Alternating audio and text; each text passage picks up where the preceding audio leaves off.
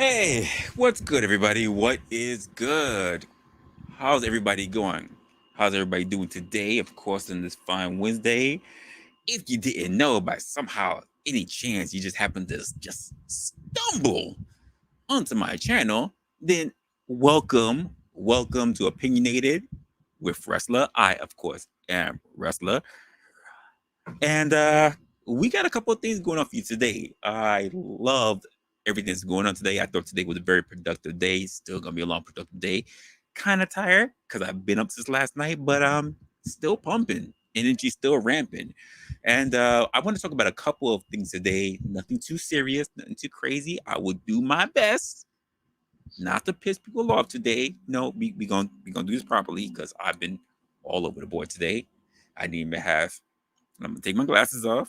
I'm gonna put my ring. I'm gonna everybody can get a chance to just take a breather while you're walking in here.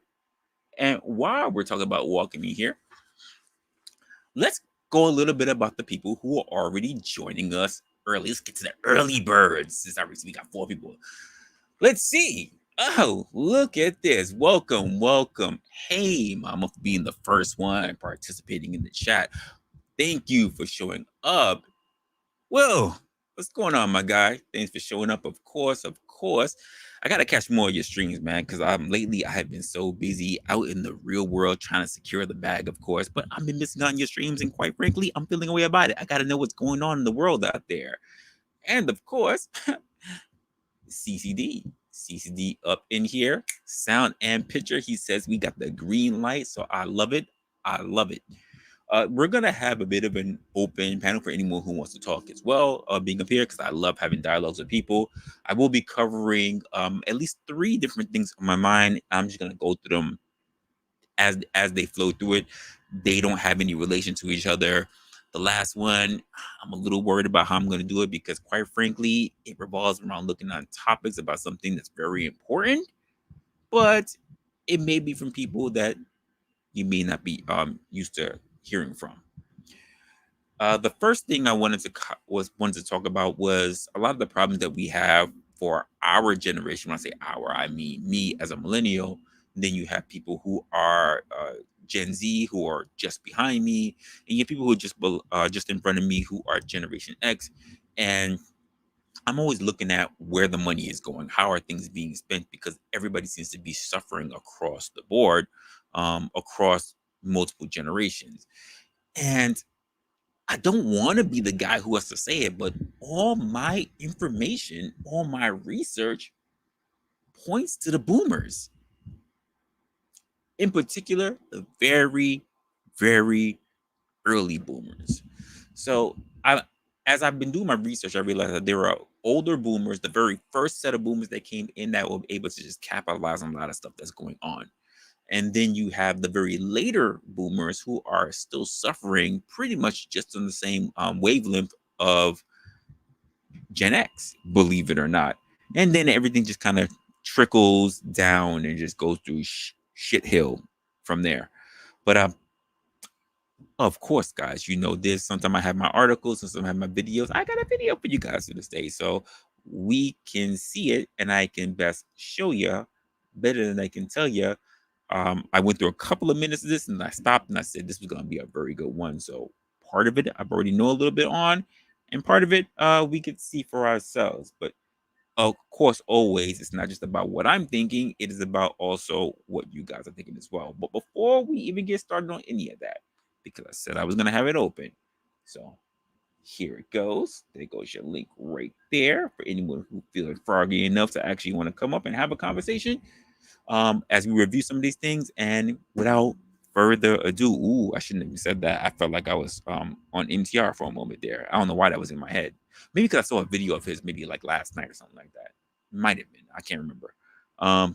But yeah, let's take a look at this. So the first we want to cover is what's been going on when it comes to the wealth, and how does that really turn out well for people who were boomers versus all the generations that came afterwards. Let's have a look. So here is what I'm looking at here. And I saw this particular one. And as you can see from the title down from the bottom, it says boomers own half of the US wealth So why are we seeing more homeless boomers? I didn't even think that was a thing. For anyone who knows me, you know I like to get in on the homeless situation because, quite frankly, I have a certain soft spot for people who are homeless because I've experienced it myself, and I want to know what's kind of going on. So let's have a quick look at all that, and I want to know what your thoughts on at the end. This is not a long video, so let's get quickly into it. This chart shows median net worth by generation in the US, and it's what many people think of when they refer to boomers as the wealthiest generation. But that's only part of the story. As a whole, they hold about half of US wealth, much of it in real estate. But that's mostly these boomers, born between 1946 and 1954. The young So when we turn around and we say things like F the boomers, they're the ones that put us in this downslope or whatever. As you can see, strictly here from this chart, there.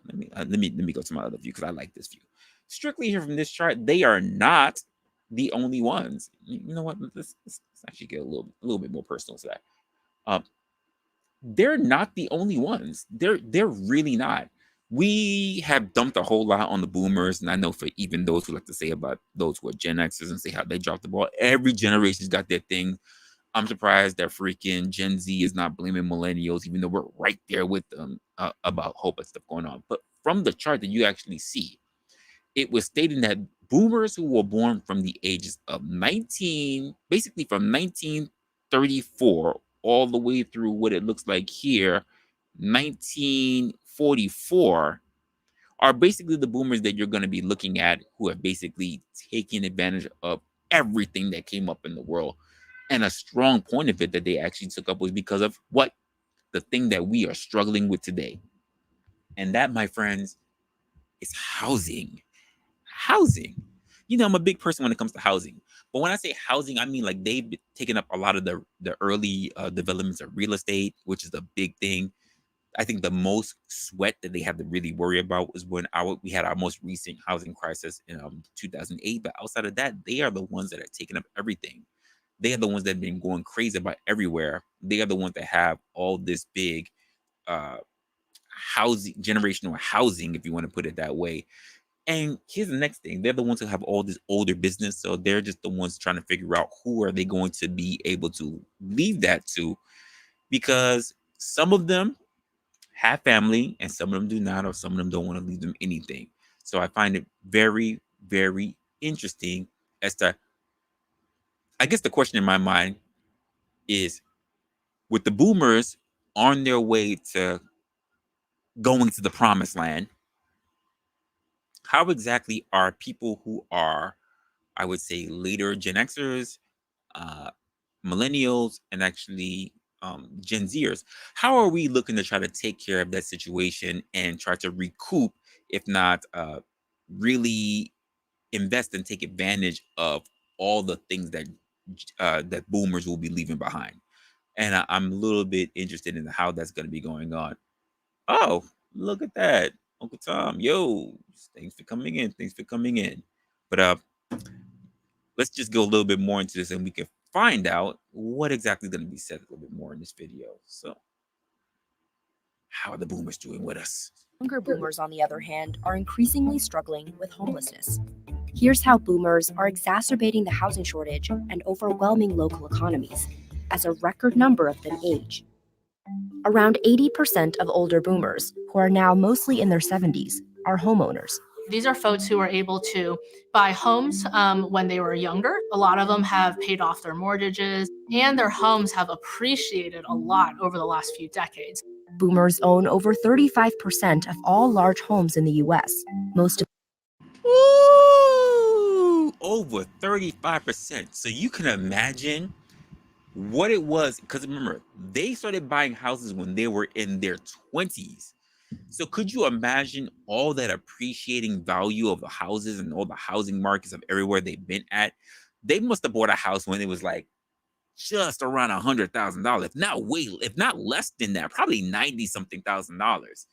And to see their revenue just skyrocket ever since then, that is absolutely insane. They have been making a killing while everybody else has also been getting killed as well. So it's a good thing to see. Of those homes belong to households with no children. Oh, wait a minute. Wait a minute. How's it going, John the Baptist? You know you struck a nerve, but I'm listening to you talk. How you doing, bro?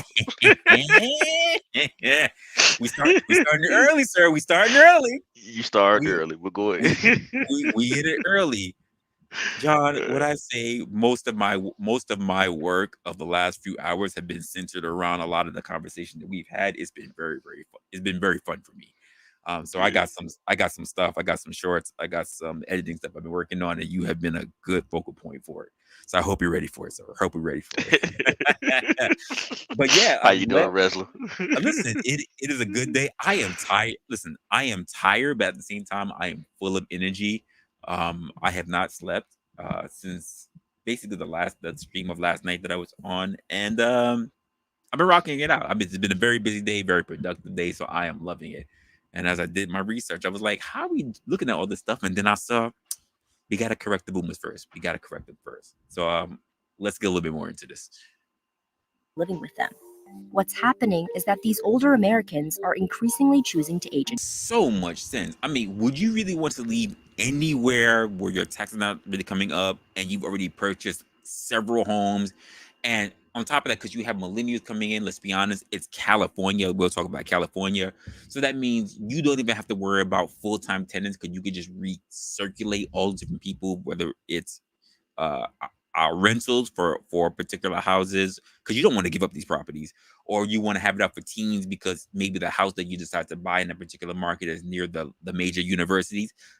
There's a good advantage that you're taking advantage of as a boomer that's actually out there. But I just found it very ugh, disheartening to say that it's really only the top of the top boomers that were literally capturing about 35, I think she said 35 or 32% of the market, while other boomers sitting at the bottom of their generation are homeless. I didn't expect to see that. What are your thoughts about that so far? I'm having a struggle with the concept of blaming those who are consistent for 30, 40 years and then brought a home or two, one or two or three homes and be consistent making the payments for 30, 40 year with 30-year mortgages, whatever the case may be, gaining value Mhm. and being successful for being patient and consistent. And then Okay. blame it. And then go ahead. Go ahead. No, no, no, no. I'm hearing you, but I have a question that's in my mind, and it's that: do you believe that monopolies are fair game? You talking about the board game Monopoly? You talking about No, Monopoly as no. in What that? an actual monopoly is, as in taking up as much as you can, gobbling it Can up, slurping it correct. up, is a thing that should be done, and it should always go. It should just go to those who can afford it, and it should not be offered to those who want an opportunity. Yeah, I think Monopoly is a fair game. I think is when you can buy it, if you can afford it, go buy it. Okay, so do you believe that? So, with that being said, if we had, because there's a reason why there are laws in place for people who put monopolies, because that means they would be the only game in town, and we would literally have the haves and have nots, which means that also you would squander opportunities. Do you believe that we should be in a nation that would be beneficial if we were limiting people from having opportunities? You kind of you kind of I don't like how you paint this conversation. Like it's like you're limiting opportunities. do you Okay, think in I do you go think okay, do you think in a land that we literally call the land of opportunity that we should be limiting opportunities because the people who are most fortunate can take up everything and give nothing back? I don't think opportunities are being limited. I think people are just not being resourceful with opportunity they have. For example, okay, Mhm. the Okay. same problem existed when I brought my house, right? My Okay. grandparents, although their house was a modest home, but they brought what they could afford, and they brought it for pennies on the dollar, considering the time that we live in right now. Hmm. So when my grandparents brought our house, they said they brought it for a dollar. By the time my grandparents passed away, that house is now worth, let's say, 1,000 times worth than was when they brought it. Okay. Now, I I on the other hand, I didn't have the same. I couldn't buy a house for as cheap as they brought it. Right. So opportunity still was there for me. I just had to take in consideration inflation, take consideration the market, take consideration the way the market is moving, and then make decisions based on the new information that I have. So I have a question. I was able to repeat what my grandparents did, but then take into account the things that had changed. So So opportunity was still I there, might have and it's to still challenge there. you on that one. I Go might have to ahead. challenge you on that one because because you had the same opportunities that your grandparents had because they weren't in a system that were able to be monopolized. Why not? Because if they had a monopoly, they would keep taking all the different stuff, and there wouldn't be an opportunity for you to buy a house.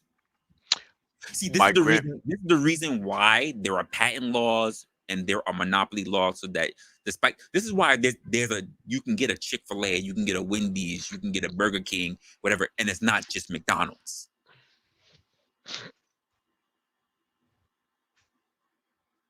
This is the reason why you can go to all the different all the different chains. You can still get a chicken sandwich. The chicken sandwich is not just limited to being at McDonald's. It's the same way. You are allowed to be able to build upon something or be other people. As much as we say like Uber is the biggest thing, Uber is not the only application app for getting a car. There's also Lyft. There's also whatever the hell the other shit that nobody else cares about. But So are you taking consideration that younger generations now don't want the same things that the older generations value? Boomers and Gen Xers are not don't do Generation Z's and what no what's one millennial. Hey, millennials are more like boomers. I mean millennials are more like us than Gen Xers. Probably more closer to Gen Xers. But harsh to after say millennial that say that that's again. iffy. That It that's might iffy. it might be split depending on when the millennial was if born, right? if you're looking at my part of the millennials, we are closer to Gen X. If you're looking at those Correct. who came a little after me, like my girl, she's closer to Gen Z. To Gen Z. That's the point I was trying to make too. Mhm, So I would agree with that one. So, but I think, but if you look at where that line is divided between between the millennials, mhm, they don't value the same things that the older guys that we older people value. They don't want mhm. homes. They don't want cars. They don't want community. They want to be individuals. What do Whereas, you mean by being individuals? if you compare it to older millennials and us Mhm. on up, we value more community in the sense of family, second generational families being together more.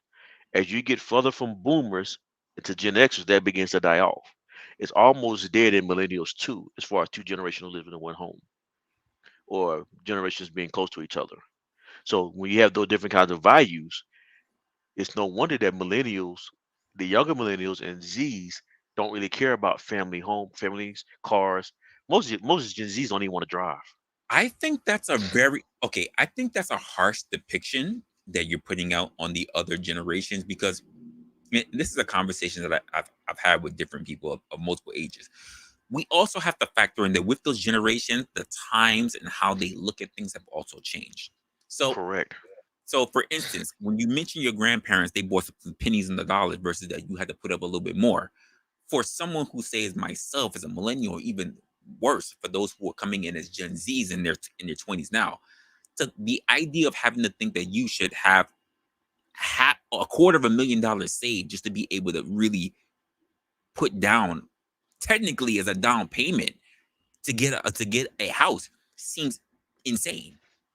It seems It's insane. it seems insane because what seems insane is like okay, there goes their value structure again. Well, Older, it's not about value. Look, okay, when you say value structures, right? You also have to put in the times with the things that need to be valued. It was more feasible for your grandparents to get a house than it is for a Gen Zer to get a house. They're not your I'm sorry, as the numbers go up and you see your pockets basically are in the hundreds, not the thousands, in the hundreds. That goal of seeing yourself up there is a Hail Mary in people's eyes when you're a young person. And you have to also think of it this way for people who were in your grandparents' age or even in the boomer age, getting paired off early was something that was viewed more acceptable, but you didn't have all the correct. bullshit. that's going on in millennials and Gen Z time, where it's harder to trust getting together to pair bond because there's just so many distractions out there. You're speaking to, again, you're bringing up the value system I'm talking about. We Right. value different things. So if you Right. look at the older generations, correct, I most definitely agree with you. If you're talking about the Mhm. value situation, because when you look at the older generations, you would find, especially in the boomers, okay, before the boomers, the silent generation, Silent generation. the silent and the boomers, Hmm. you would see multi generations living together, I agree. You have which to. You have which stronger communities. I agree. which would allow them to Mhm. build more equity to buy house, to build more cash to buy homes, when even though the inflation was made, even though the home value may be low, but the money they earn was low as well. Yeah, I So mean, back then, the idea of correct. buying the block was literally a thing that you could do back then. It's not something you can really do now. Yeah, but if you bring the same value back though, where you would have multiple generations living together, then that wealth would be passed down from the older to the younger. But we separated the value to where you no longer. I don't want to live with my mom or my grandparents anymore. I want to live on Y- my own. I don't want to Well, live in it. I don't want to live in a yeah, community. yeah, I want to live. nay. I want to live downtown. I want to live where the rent is going to be the highest because there's the most activity there. I The I values, I you can't agree. you I you can't agree, but deal I with, also see a difference in it as well. you can't see. Hold on, I let you have it. No, no, You go ahead, go ahead. can't you can't say that it's harder for me now without saying that the reason why it's harder for you is because I'm throwing everything away that was traditionally worked, and I'm going to try this new thing, and don't expect this new thing to be harder. So you said something you said something that it sparked it's I guess you could say trigger, but it sparked the word was new. There's this thing that happens with generations, all generations. Everybody does it. Everyone, Hmm. which is why I try to be very cognizant of it and I try to keep myself open minded when it comes to it. When we start talking about generations, and especially the older the people are, we say things that are new. Things are always new. They're always new. They always have been new. And things have because things change, things are always going to be looked at a different lens. I'm sorry, but I cannot expect my grandchildren, if I had grandchildren, to see things in the way that I do. The same way I couldn't expect to talk to someone who, if they were still sitting around the silent generation, to expect to view things the way that they do. It's just not the same. It's I not think you reasonable, right? I think you talking to just think of this. Think of how the conversation would be in just speaking about aerodynamics between someone who was back in a World War I, World War II bomber versus an actual fire pilot in this day and age. Hmm. The conversation would be so crazy. They would find some similarities for sure. And I would think about that in terms of being generations, in terms of bloodline. You would have the same interest in mind, the same link as in you're both pilots. But outside of that, the idea of how you're flown, how warfare is done, what's being dropped, what's being shot, how things are conducted is just totally different altogether. And I think just the way how we even look at war now, it's done differently. Before it was always boots on the ground, boots on the ground. You still need boots, don't get me wrong, but the digital warfare will blow a lot of people's minds, especially in the solid generation that said you can do that. You mean you never had to leave the base? You could just drop bombs on people, it will blow their minds. So I don't. when we talk about how things are done, there was a more hands-on approach when it comes to a lot of the older generations, and you don't necessarily need that today. And it's harder for people who are much older to recognize just how different the world is today. They can I see don't it. think so. When I talk to when I talk to people This who are much this is older, what I said. it's different. This is. It's I'm not different. saying They it's can different. see it, I'm but not they're saying like, it's not I can't different. do it. I'm not saying it's not different. Okay, Hmm. I'm gonna address your point because you Yeah, just said go ahead. something. But, Go but ahead. I also want to make another point. Yeah, go ahead. It is different, and they say they can't do it. They can't do it now because they're older. They don't have to adapt now because they're old. It's harder to adapt once you're 50, 60, and 70 years old because you're not most time when you let's just be real. If you're 60, you're nearing death more than anything else. Hmm. Okay. So it's now is not the time to adapt to something new. Now is the time to actually prepare for retirement in your later years. Okay, so Now, so let me so ask let you. me Okay, go ahead, go go ahead, ahead. go ahead, go ahead, go ahead. No, I didn't mean to interrupt you. Good. It's in my mind. Sorry, sorry. And I'm so flying a mile a million. I just I'm want I still just on want Red I just Bull. want to address I just want to address that point because you said that Go and I ahead. want to deal with that point. Go But ahead. then the second point I wanted to make, the point I want to address is that I don't if you're right, change is inevitable. It has you change is going to happen and it's supposed to happen. This is the problem I have with the generations anything after generation X. Everyone wants to go out and do something different, which is necessary, right? Hmm. Go out and do something different, which I think is starting to be predominantly new that covers that's more across the newer generations, more broadly spread across the new generation is I want guarantees when I go do something new. I don't want it to be difficult. I don't want it to be hard. I don't want it to struggle. I want you to make room for me to where I can afford to buy a house as I go do this new thing, that I can go buy a car as I go do this new thing. And my thing is, no, whatever new thing you want to go do, which we celebrate because that's what makes society go forward. But you cannot go conquer the new world as we go west, as we went west doing it from the not industrial west, what's it when we start going west in America. You know what I'm talking about. Yeah, yeah, I got you. When we start to go west, we Hmm. can't complain about conditions that we're going to face. You have to Okay, accept it and make it what it is. You know the time period so I'm talking about. I can't think of the time period, but you know what I'm talking okay, about. but when you talk about time periods, right? And I'm happy. I'm You were going where I was thinking, so I'm happy that you said it. But I can't think of anyone in any stage of their 20s that didn't look at the older generation and think to themselves, I wanted it to be easier. I don't, it doesn't matter whether you were from the silent, whether you were from boomer, whether you were from X, whether you're from, in your 20s, you're like, I don't want it to be as hard as the last people did it. I don't see anyone ever saying that I want it to be just as hard as they had it. Never, not never. It's just not a thing. That's I don't not think a thing. I don't think we say we wanted to be harder, but I think we recognized that it was going to be harder, and we took it. We took it without complaining about it.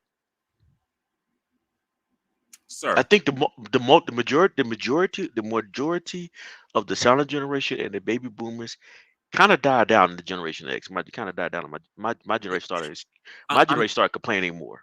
when But when I I think think of we the took it. conversation, right? When I think of the conversation, I think about what basically CCD said, and that's pinball versus PS5 conversation.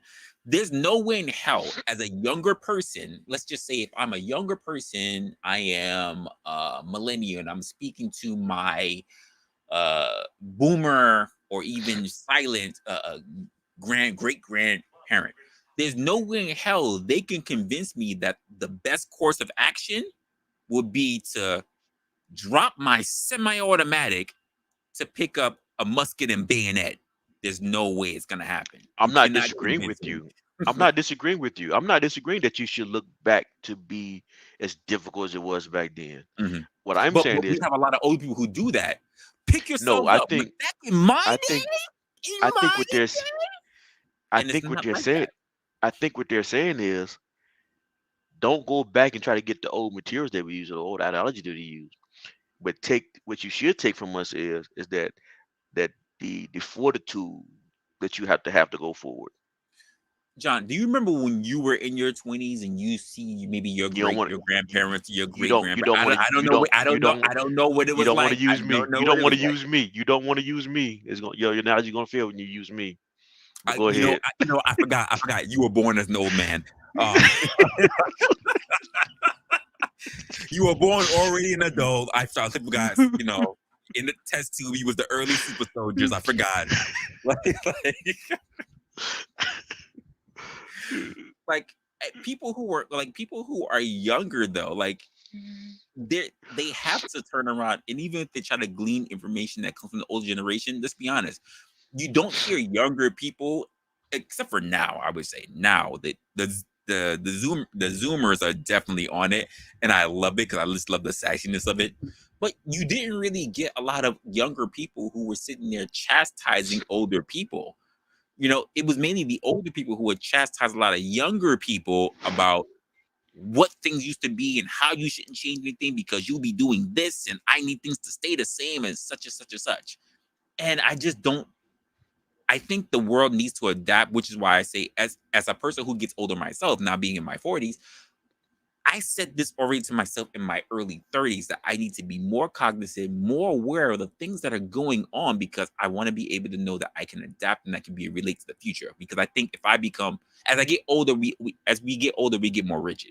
So I think if I set myself up early enough to be more fluid, I'm going to become rigid at some point, but not so to the point where I just disregard everything that happens because I want to be stuck on my damn eight track tape.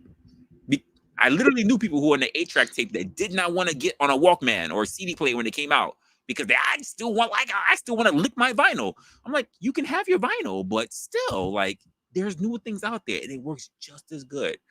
Oh, we got some new people up here. So first of all, I want to invite and say hello to OG Do Dirty. Thank you for showing up. Wait. Before you say anything, OG, I just want to say how your day was today. Oh man, it's great, man. Can you hear me good? Absolutely, I can hear you good. You are not on AOL. It sounds crisp. It Appreciate sounds amazing. I like it. I like it. And of course, I want to invite. Oh wait. Before we even invite, this is how we're gonna invite Mama to the stage. Mama,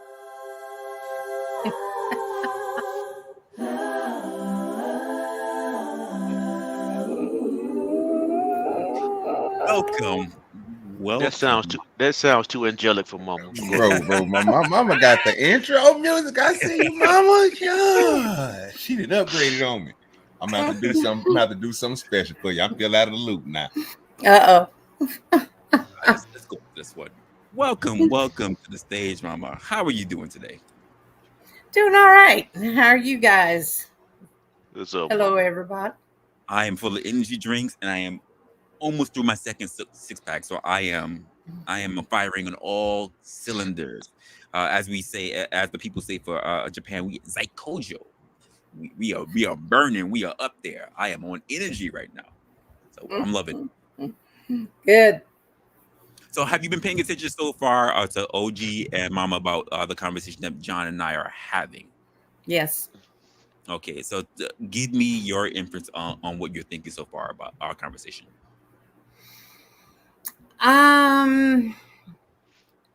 I think John makes some really good points. Of course you do. Of course you do. I don't want. I don't want. No. I don't want to hear nothing more for this old lady talking about this bullshit. That's Stop it. absolutely not. Like, yes, Mama. Go ahead. You agree with John? Go ahead. I agree with John on a lot of points. Mm-hmm. I also agree with you on Okay. a lot of points. Since I'm the matron of the chat room right now and fall into that boomer category, but I'm at the later end of it. I'm a younger boomer, but I definitely had brothers and sisters who are Okay. more into that in the age group that you're talking about. Gotcha. And they were, I think they expected to work just as hard as our grandparents did to obtain the same materialistic things that our grandparents had. Our grandparents sacrificed a lot more. They bought their land, and while they paid for their land. Now I'm speaking strictly from a farmer's type point of view. Okay. So while they paid for their land, they lived in shacks and paid their land off. They worked hard. They worked the land. They grew their own food. They sacrificed. They had their children. The children had to chip in. When they got their land paid for, then they built their houses. and they paid for their houses. These were not elaborate houses. When we moved into the cities, we saw what we considered the wealthy people who, who were like my parents' age, who had factory jobs, union jobs, professional type people, and their houses, they were buying their houses through the new VA loans. That Okay. houses Yeah. were super cheap. You could buy a housing kit from Sears and Roebuck catalog for $2,000. You said in the catalog. Jesus Yeah, you Christ. could. Yes, Yes. yes, you could. You said that And they catalog. in a catalog, Sears and Roebuck catalog, and you could buy a 1,200 square foot house through Sears and Roebuck for under $2,000 Under 2K. and under 2K. And this Which is was what my in grandparents had too. like the 1950s, Yep. 1960s. And of course, yeah, their wages may have been kind of low. What I mean, the average blue collar worker probably made $2,500, $3,000 a year at that time. So that even a $2,000 house, that was hefty. What was the salary again, Mama? Back then? I'm sorry, I didn't I get. I 2,500. $2,500, $3,000. Okay. Somebody that had an office job maybe made $6,000 a year. Like, we're talking like a professional, um, or a shopkeeper, shop owner, something, something along those lines. Somebody that owned their own business. But um, so I saw that, and you can still see those houses everywhere, especially in your older cities. Uh, Even today, they're still standing. People still living in them. Um, they've gained value. They've slowed over time. I bet. I bet if you can find one of those $2,000 houses now in uh, pick an area, Rhode Island, it's probably 350,000 or more now, I I depending on which I'd buy street it just to corner it's bulldoze on. it. Yeah, I'd buy it just to bulldoze it. The land is That's worth what they. more. That's what they yeah, doing. They actually did it. My grandparents had a house like that. My family actually lost it too. Through taxes. They didn't defend it, take care of the taxes on it. So, But but that house that they brought was actually back in the 50s or 60s, like Mama said. I think they paid like $2,000 for it, and it okay, was like a 1,000 square foot house. but when yeah. you're And looking at how the world is today, right? Even to the point where I was really surprised when they turned around and said that that was just a very small portion of boomers who were still taking up a good chunk, a little over a quarter of the market, and Yeah. just real estate alone, they were killing it. But to say that those who were sitting at the median and even those who are at the lower end of boomers, by the way, to say that they were homeless, I found astounding. I did not expect that. It's not to say that there were never any homeless boomers, but I don't expect to hear about so many boomers, the number that they were basically putting on that chart for people who are boomers to be homeless. I But expected at least even if it was a little small shack, I expected something compared to the type of stuff that we see from Gen X coming down. but were those was that divided by sex? By sex? Yes. Uh no, it wasn't. It was just by generation. I don't know about sex. Okay. The reason I asked that question is Mhm. because you're looking at a generation of people where a good majority of the women did not work, Okay. and they stayed at home, took care of their husbands and their children. So it doesn't surprise me that they're homeless, um, You mean the women because of those families?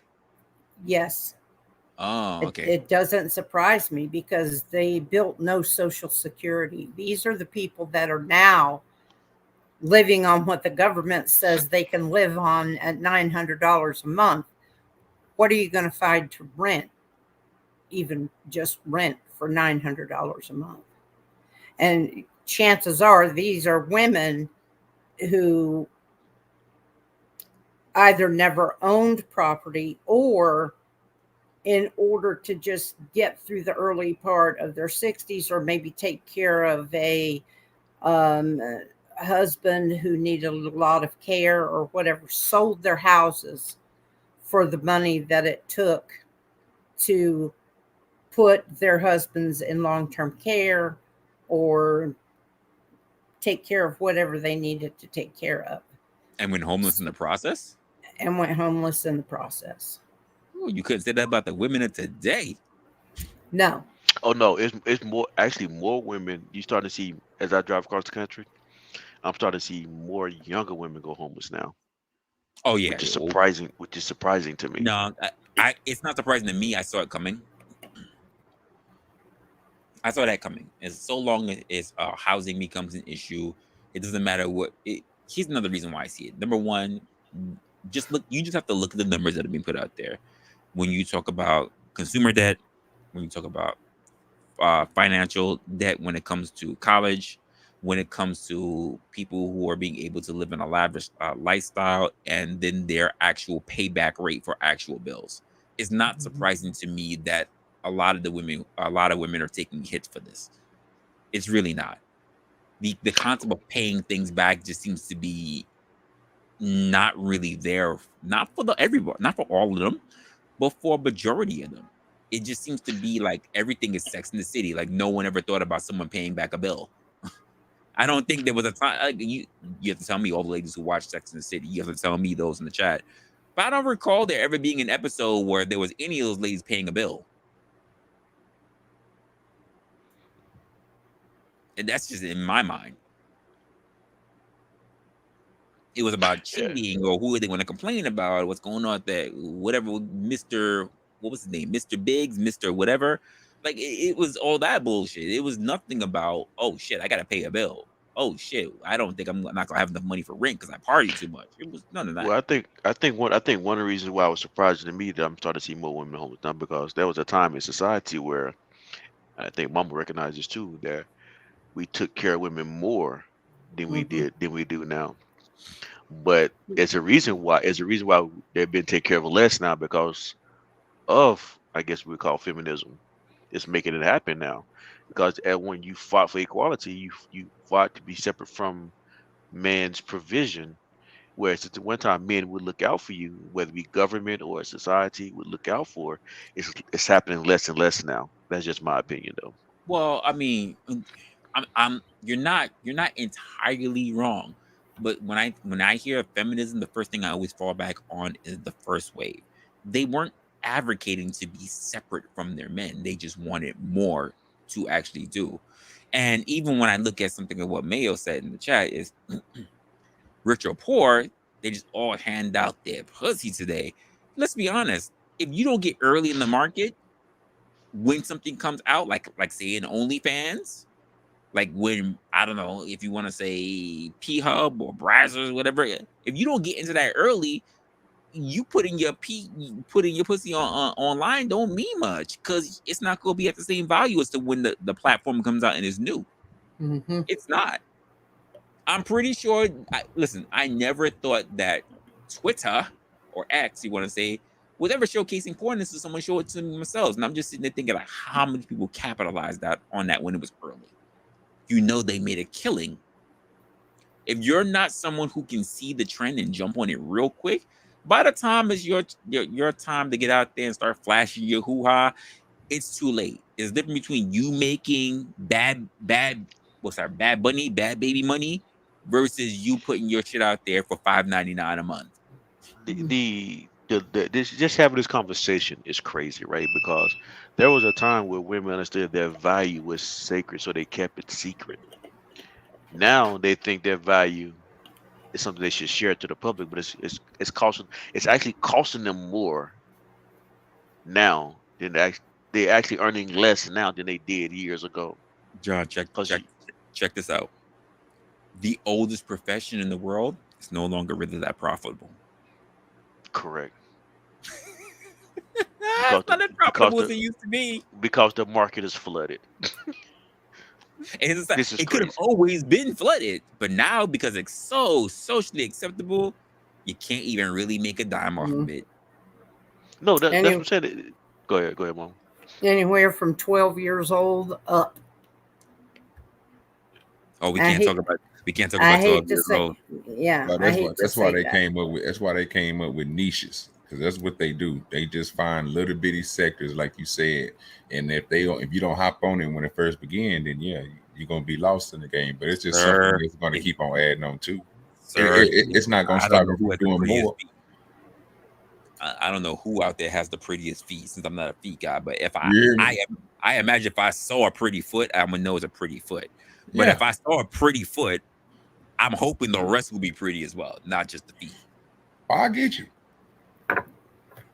Because look, the next wave is going to be the virtual thing. Everybody that had their little goggles on and be the whole person they can create. And you already know where that's going to end up, because it's going to be all AI generated. Everything is going to be something that what they appeal to the eye and what they think the eye sees is what they're going to put on front of the screen for everybody to see. They're What already doing it. They're already what doing it, OG. Yeah, mama, but they not doing it to a high rate to where they making she's it not something perfected yet. just They're already doing it. yeah. She's not perfect yet. That's But why we. here's the worst That's part why about we that, took OG. the VR headset away. But here's exactly, mama. But here's the worst part about that. When it goes virtual, when you get AI involved, when you have so many women out there, I'm talking to you. I'm talking to you ladies out there. When it's my body, my choice, and everything goes AI and virtual effect, check this out. It's gonna be illegal. They're gonna make a mandate to make it illegal to get the physical stuff. Oh, you want it virtual? Sure, for a subscription. Wait, you trying to go back to the old days, or where you trying to get it You know what it's like? Demolition Man. That's what it reminds me of. But Everybody gonna have to throw on the goggles. Wait, you wanna do the real thing? You're nasty. I'm calling the police on you. and don't forget though, they still the G word or the R word goes from there. It go to them too. Remember Demolition Man? If Oh, they it's didn't gonna have happen virtually too. you see what I'm saying? That's gonna be the messed up part. So Yeah, it's gonna yeah, be bro. So virtually. yeah, so it's gonna be that's too much, bro. To even AI is gonna be out there screaming it. Like, yeah, wait, bro. what? So You're an AI. that's what AI I'm is gonna be saying. talking about their feeling. How could you treat me like this? Well, they already said AI got its own feelings. They already said that. Now, So you sitting out there, you suggesting, AI Rebecca, I was wondering if today we can do a little butt stuff. And you go, what? What? Attention, local authorities being called. Local authorities being called. that's a fact. Unauthorized butt entry. That's a fact. I mean, it's gonna come to that either way it go, bro, because you can't trust the individual. The individual is the thing that fucks everything up. We can all have a good moral and have a good way of thinking this is right and this is wrong. Yeah, we have that. But again, even in that movie, everything that they did was either watched, heard, or anything. You couldn't say anything without it going, "Doot, give me your ass a ticket." Doot, doot. So he was like, "What the fuck is going on? Like, I can't drive a car. Damn, the only thing I can do for free right now is breathe air." And I think that was circulated on the movie, if I'm correct. The place they was at, Demolition Man. I'm just saying. Oh, yeah. Yeah, No, so they did you that on talking Total about Recall. we were just saying like in the future it's gonna be even worse for them because they gonna you know what I'm saying it's gonna be nothing to hold nothing back but just the AI and everything. Like he said, he couldn't cuss, he couldn't do anything. But just to get back to the point, but yeah, like most of this stuff I think it's all the individual, bro. Because if a person is influenced by something like that to even be like a Bad Bunny or something like that, like I said, to me that's an anomaly, bro. That's like how many of those have happened? I mean, I'm be honest with you. She's an anomaly for doing it. I think in like 5 hours or something like that, or 1 understand, hour. understand. But this is the same chick that went around on a protest talking about You know what I'm saying? I don't care cussing out a mom and them on field, on Dr. Phil, Come meet doing me all this crazy. outside. You see, yeah, meet me outside. It's the same person that did all that. So, like I said, that's that fame stuff. So when she found something she can do, but like I said, that's why I call it anomaly, bro. Because it's not like she can go back and probably do that same thing. Not saying that she can't because she did it once. You see what I'm saying? But everybody in the world ain't gonna be able to use that plan. Because if they trying it right now, it's gonna be like you said, you just putting yourself out there for $5. And what's $5 compared to what she just made? I think the sad part about that was that her fame is what earned her that money. Because when I look at her, she was never bad. Yeah, it was She was bro. so I'm telling average. you, people don't realize that whole thing she did, bro, was a mixture of starting a young age and figuring out a plan. Like as she went on, it seemed like everything lined up for her to I do mean, something smart. that crazy. Take advantage. Do you, girl? See what I'm I'm saying? not. Listen.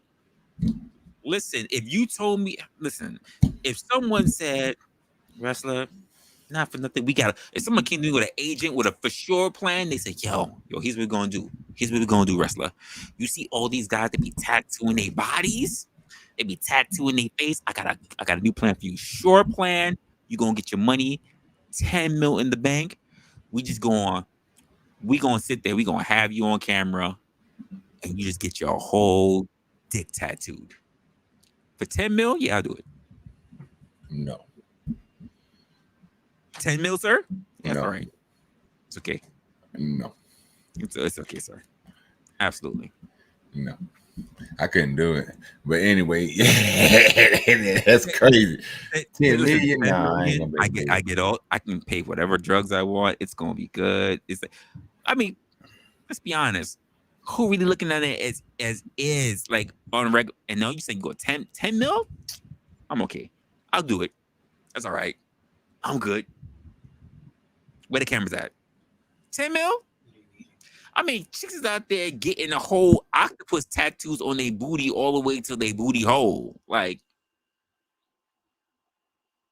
not, and they're not even making 10 mil. What's to worry about? There are people who literally making songs talking about pussy pink, booty hole brown, and not making 10 mil. Y'all wonder why we struggling as a society. Come on, man. Listen to this conversation. Hey, Hey, sir. now you heard what What I if said. I said no, what if sir. what if our last conversation you literally said that men are not physically trying to become women and they willing to give up their money for it to have people in place for it? It seems like we fall back into this whole capitalism thing of saying that all of America is for sale. When you so at what point does money take over? Does values and money replace each other? I think that I think here's the problem. I think somehow, some way, at some point, I'm not sure when, but everybody became a merc. Everybody became a mercenary. They want to do anything for money. They want to do anything for attention. They want to do anything for anything. Everybody thinks somehow either thinks that they're special or they think that if they do it enough times, they can be just as special as the person who's special. For instance, it's like Andrew Tate was a guy got popular for doing whatever he did. But then the other dude, the bald guy who pretended to be Andrew Tate, he do all the voguing and shit. He got popular too by just simply looking like Andrew Tate but doing some voguing. People want to do what they got to do to make money. I'm pretty sure that guy makes a lot of money just being tall and being as bald as Andrew Tate and doing Vogue dances. No matter how many people look at him and say, man, he's so sus, he's making money. It's concerning. But people are willing to do things that are. There was a point, and I'm not sure when, outside of being robbers, back in the Western days, but there are people who see things as being controversial as a good thing.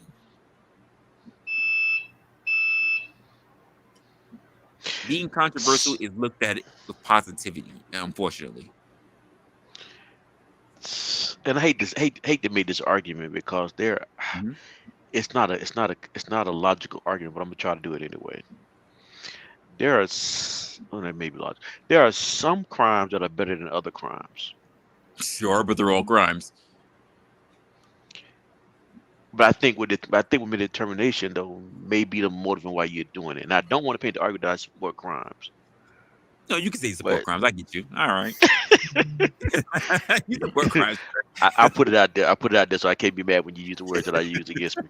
I knew it, John. You ain't gotta hide it. Shit, drug dealers don't We were sell going. drugs, sir. What we doing? What we doing here? Yeah, I'm not talking about selling drugs either. Say for example, I'm just saying, you said crime, sir. I'm just, we just say, yeah, don't, yeah, I'm saying, what we doing here, John? You on the good side. Keep on going. Keep on cooking, John.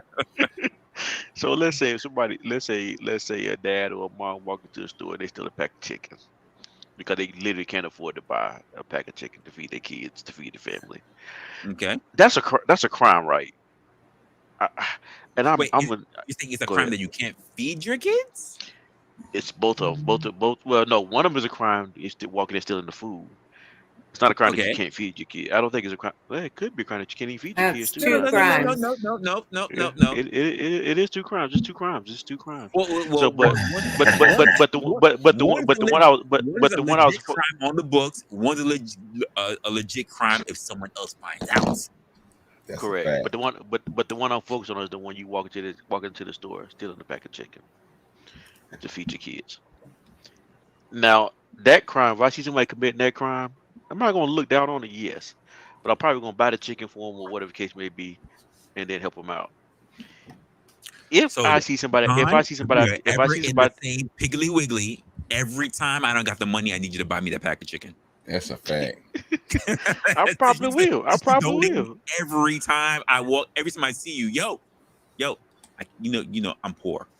But the Yes, but let the, me tell you how. Let me tell you how cold I am. can't buy this I'll pack of be chicken. sick. I take that nigga license plate down. I make sure I sit in the parking lot when I think that nigga gonna pull up and wait till he going. He gonna be like, I see you every time I'm in here. I might as well just come lick with you, John. And like, man, so what we doing like, here? You so crazy. I'm not crazy, but I know the game too. I'm not stupid. I grew up with this. I know how that works. But yeah, anyway though. But the one I wouldn't help, the one I wouldn't think twice about is the dude that's out there that's pushing crack and cocaine, whatever case you want to look at it. Or the girl that's out there that's like selling her body on the streets. Like, hey, you made that conscious choice to go break the law, to do something like that for a selfish gain, for selfish. I can't do nothing with that one. I think it's the crime that you commit. To me, speaks a lot about why you're doing what you're doing. So, oh man, we're so far from the topic, but so I'm gonna ask a question now because No, we actually not far from the topic because I'm still talking about the violations that we talked about earlier. it pops in the thing pops in my mind. So since we're talking about the lesser of evil, apparently when it comes to crimes, so is it worse to steal for oneself, or is it worse for one to give up their box? What's more safe? Not for the individual. What's safer for the public? Is it better to steal chicken from a supermarket that some other family could possibly have, or just giving up your own box so that you can get money to buy chicken? Go, sir. Go, sir. Who is that for? That's for you, sir. Again, I say it's based on the intent. I'm not gonna ask Mama about giving up her box for chicken. That's it. That's wild. Who asked you to ask me that? We Was say it nothing, Uncle Mama. Tom by any chance? I don't know, but he better not. Wow, this is crazy. I'm not doing that. So I'm talking to you, sir. Mama, don't you dare answer that question. It's again, I would go. It's intent why you doing it, and the choice that you made to get to that situation. Yeah, so you already know it. He already gave you both of them. So you all right with that? No, I'm not. It's like it's well, it what you cause gonna it do then, John? If you see, that's what I'm saying, bro. Look, we ain't trying to make So you you go gonna against tell your me- words. So you're gonna tell me you're gonna tell me if she came out stealing this chicken, you gonna go ahead and you gonna flip to you gonna and you're gonna flip to your nearest scripture to go chew this girl out while she's trying to steal and get in her car with that pack of chicken versus I would. her giving up the box so that she can buy the chicken and you never know it might be for her Okay, so kid. I got you. I got you. I got you. So I would prefer that she steal the chicken and sell the box, Oh wow. Yeah. and then Wow, did I just and see the then lesser of two yeah. evils prevailing in a different way? Nah, I Usually think some people, he's sticking to the oh, script. He's sticking to I the script. listen, not for nothing. That sounds like blasphemy to me. Stone him. Yes, mama. Go ahead. It's two different crimes. It is. One's a crime of humanity. The Mhm. other one is a crime of morality. So you got to decide which one you're willing to do. Give up your morals or hope that humanity will forgive you for feeding your children. Well, mama, which one hurts more? The crime that can be done against others, like stealing chicken that could be done for someone else, or just hurting your own pride and morals? Depends on which Baptist church you belong to. I don't know, John the Baptist. You gonna stone her for that? I prefer she go steal the chicken, because I'm gonna tell you. This is why I say that too. Because mom wanted all right. The crime, which how you said that? You said the crime of what you said first one. I went blank. I just forgot how you said that. Crime of morality and a crime of humanity. Yeah, and I think the crime of morality is, and for a woman's sake, it's best that she keep her morality, her dignity about her, because in the long Sir. run, let me finish. You're not finna strong arm me. You're not finna strong arm me like you always try to do. You always try to do this.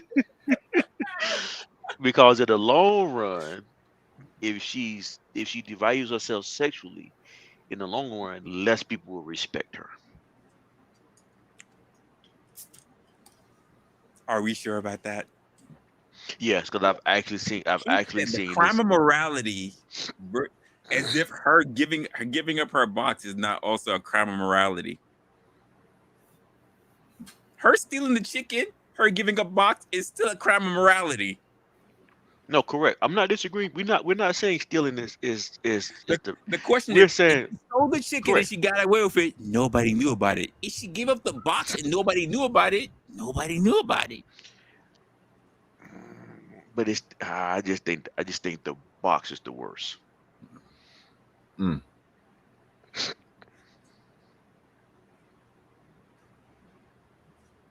I'll be honest with you.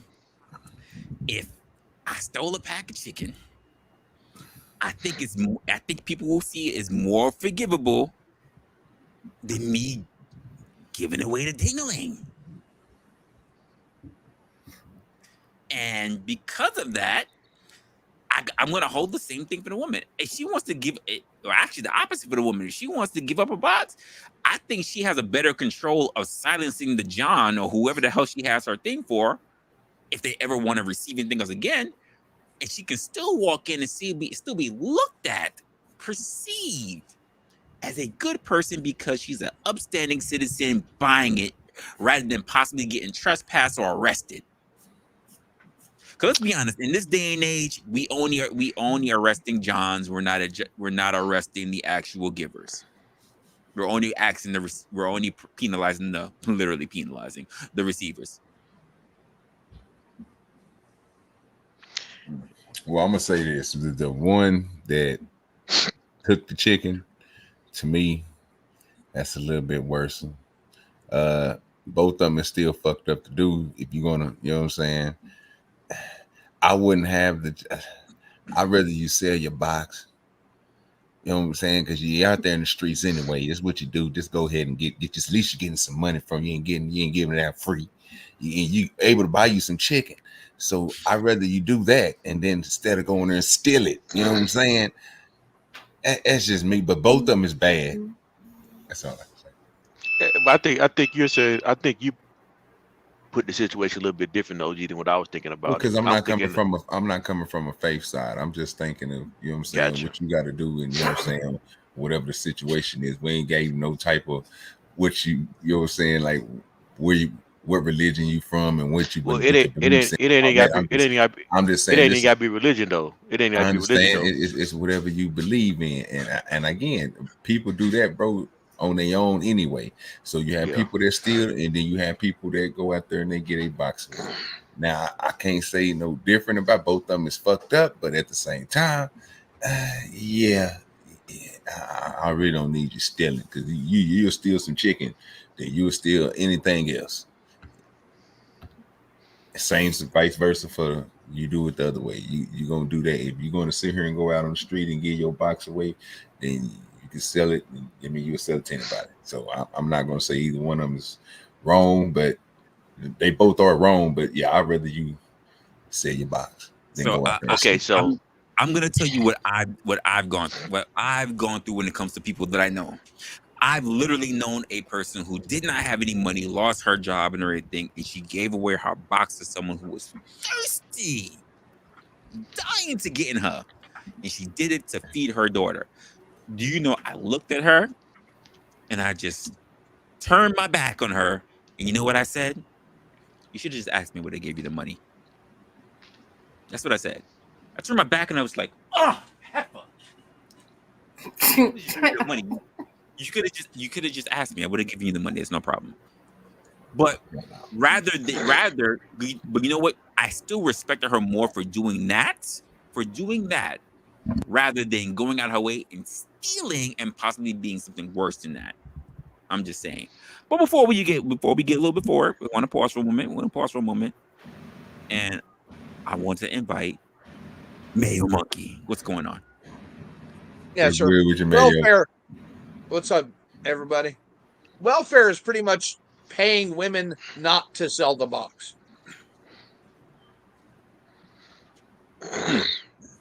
Okay. Because all sex is transactional anyway. Yes, it is. In one way or another, it's transactional. Okay.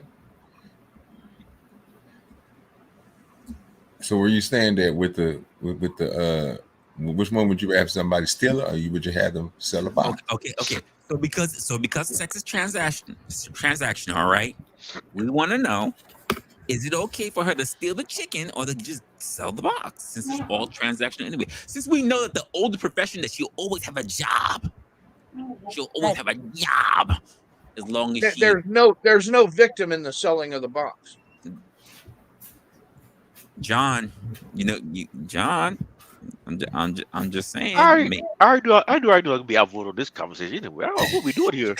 I knew I was gonna lose. If it was a popularity contest, I knew I was gonna lose this conversation. This is What are we talking about here? You think I'm the loser, not know who I'm talking to on this panel? I mean, what are we doing here? yeah, nigga crazy.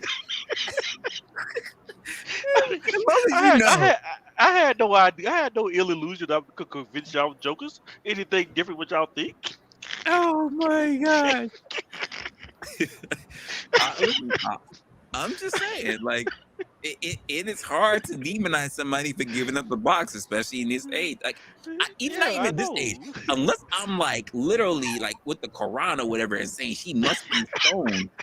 I don't see a reason. I don't see a woman not doing it. I think a woman, even that she there with the whole burqa on in freaking in Middle East, if it meant feeding her family, it's like the husband going there feeding her family. She had to do it. She had to be out late in the night with the whole burqa on and ride cock. I think she should do it because the alternative is just as well a death sentence in my mind. The alternative affects all of society negatively. I agree. No, so Do you want to know what it's like to have all these guys who are not getting laid?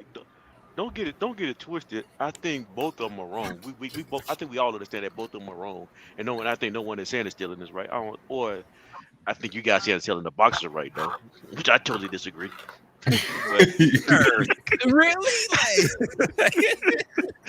That nigga John wants you to go out here and steal the chicken, and then after you steal the chicken, you're gonna go to another store, nigga. You're gonna steal the oil, I'm and even then you're gonna gonna give go take the pan, OG, and then I'm you're gonna gonna get have to even more cook. vulgar. I'm This even gonna nigga get more crazy. vulgar. He said selling your live meat is a greater crime than selling your dead meat. Than selling dead meat is you stealing it. That nigga is crazy. Hey, John, on the chat. No, so to kind of get the conversation back on track a little bit. Uh-huh. This is the value that we're talking about that we lost. This is why younger generations, they value the easy road versus the hard road. That's why I say we talking about economics of buying a house or gaining value. Why are we blaming? Why are we killing those boomers who spent 30, 40 years being consistent, I'll paying tell the you why. mortgage, paying the mortgage, getting the value through the ups and downs of the market and riding it out. Sometimes losing jobs, going through the Hey, can I 2000 answer crisis, this, Resla? 2008, That's not the reason. 2008. But I'll Can I let you go, answer OG. this? I'll let you go. I can tell you, John, they were selling that box. Yeah. I was trying to bring it back to the point, but I see I'm done. Uh, Done uh, with this one. This is my answer, John. We don't listen. Anyone, even whether it's boomers who I still see boomers, whether it was even somebody in Gen X. My thing is this: I don't have a problem. Here's the problem that I see when it comes to boomers, and why I would say from someone who's in the millennial or even someone who's in the Z level, looking at other people up there who's about to transition out. The issue is not the fact that they did things the right way and they made the bag. Don't have a problem with that or respect to that. The issue that I take with it is that you got the bag and then you burnt the bridge from other people getting it. What bridge did they burn? That's what I'm trying to figure out. Well, again, there was a whole lot of monopolizing. There was a whole bunch of buying up properties, bringing us up. A lot of the people who are actually buying up a whole lot of property are still boomers. Actually, the point to right now that people who are like the later millennials and even the Gen Z, they're trying to copy strategies to pitch to boomers to get their property before they dead. It's a good strategy. So they're trying to scam their properties from older people. Yes. No. What's funny No. about this? No. Some Mayo. legit. No, Some you legit. said it, sir. You Others said not. it, and you were correct. Some legit. And Mayo, Others not. Mayo. And what's funny about this is most of the Gen Zs are not even trying to buy property; they're trying to buy Jordans. What? That's not true. What the hell are you? That's not true. Most young people, they're not looking to buy anything else substantial. That's not true. That's not But true. what are you talking about? That's not true. They're I not. think- Okay, I so think- hold on. You gotta stop using these goddamn references with these OG. damn Hold on, shoes, hold on. bro. You For act young like folks. these boomers are just sitting on this property let me ask for you no something. reason. Let me ask y'all something. Hold on, Stop. The Jordans was not. It was metaphoric. It wasn't. No, I understand that. I understand that. Okay. So, only thing I'm saying is this: if anything, bro, the most expensive thing that these dudes is buying and harmful and everything, bro, is these damn guns and shit, bro.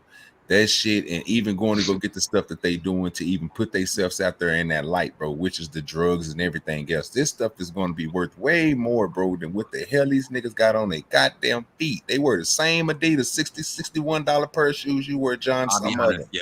And then OG other probably ones, get paid in hardware. they might have a couple of them pairs of $high shoes, but everybody is not out. I don't want to just take and make the point, but you made a good point.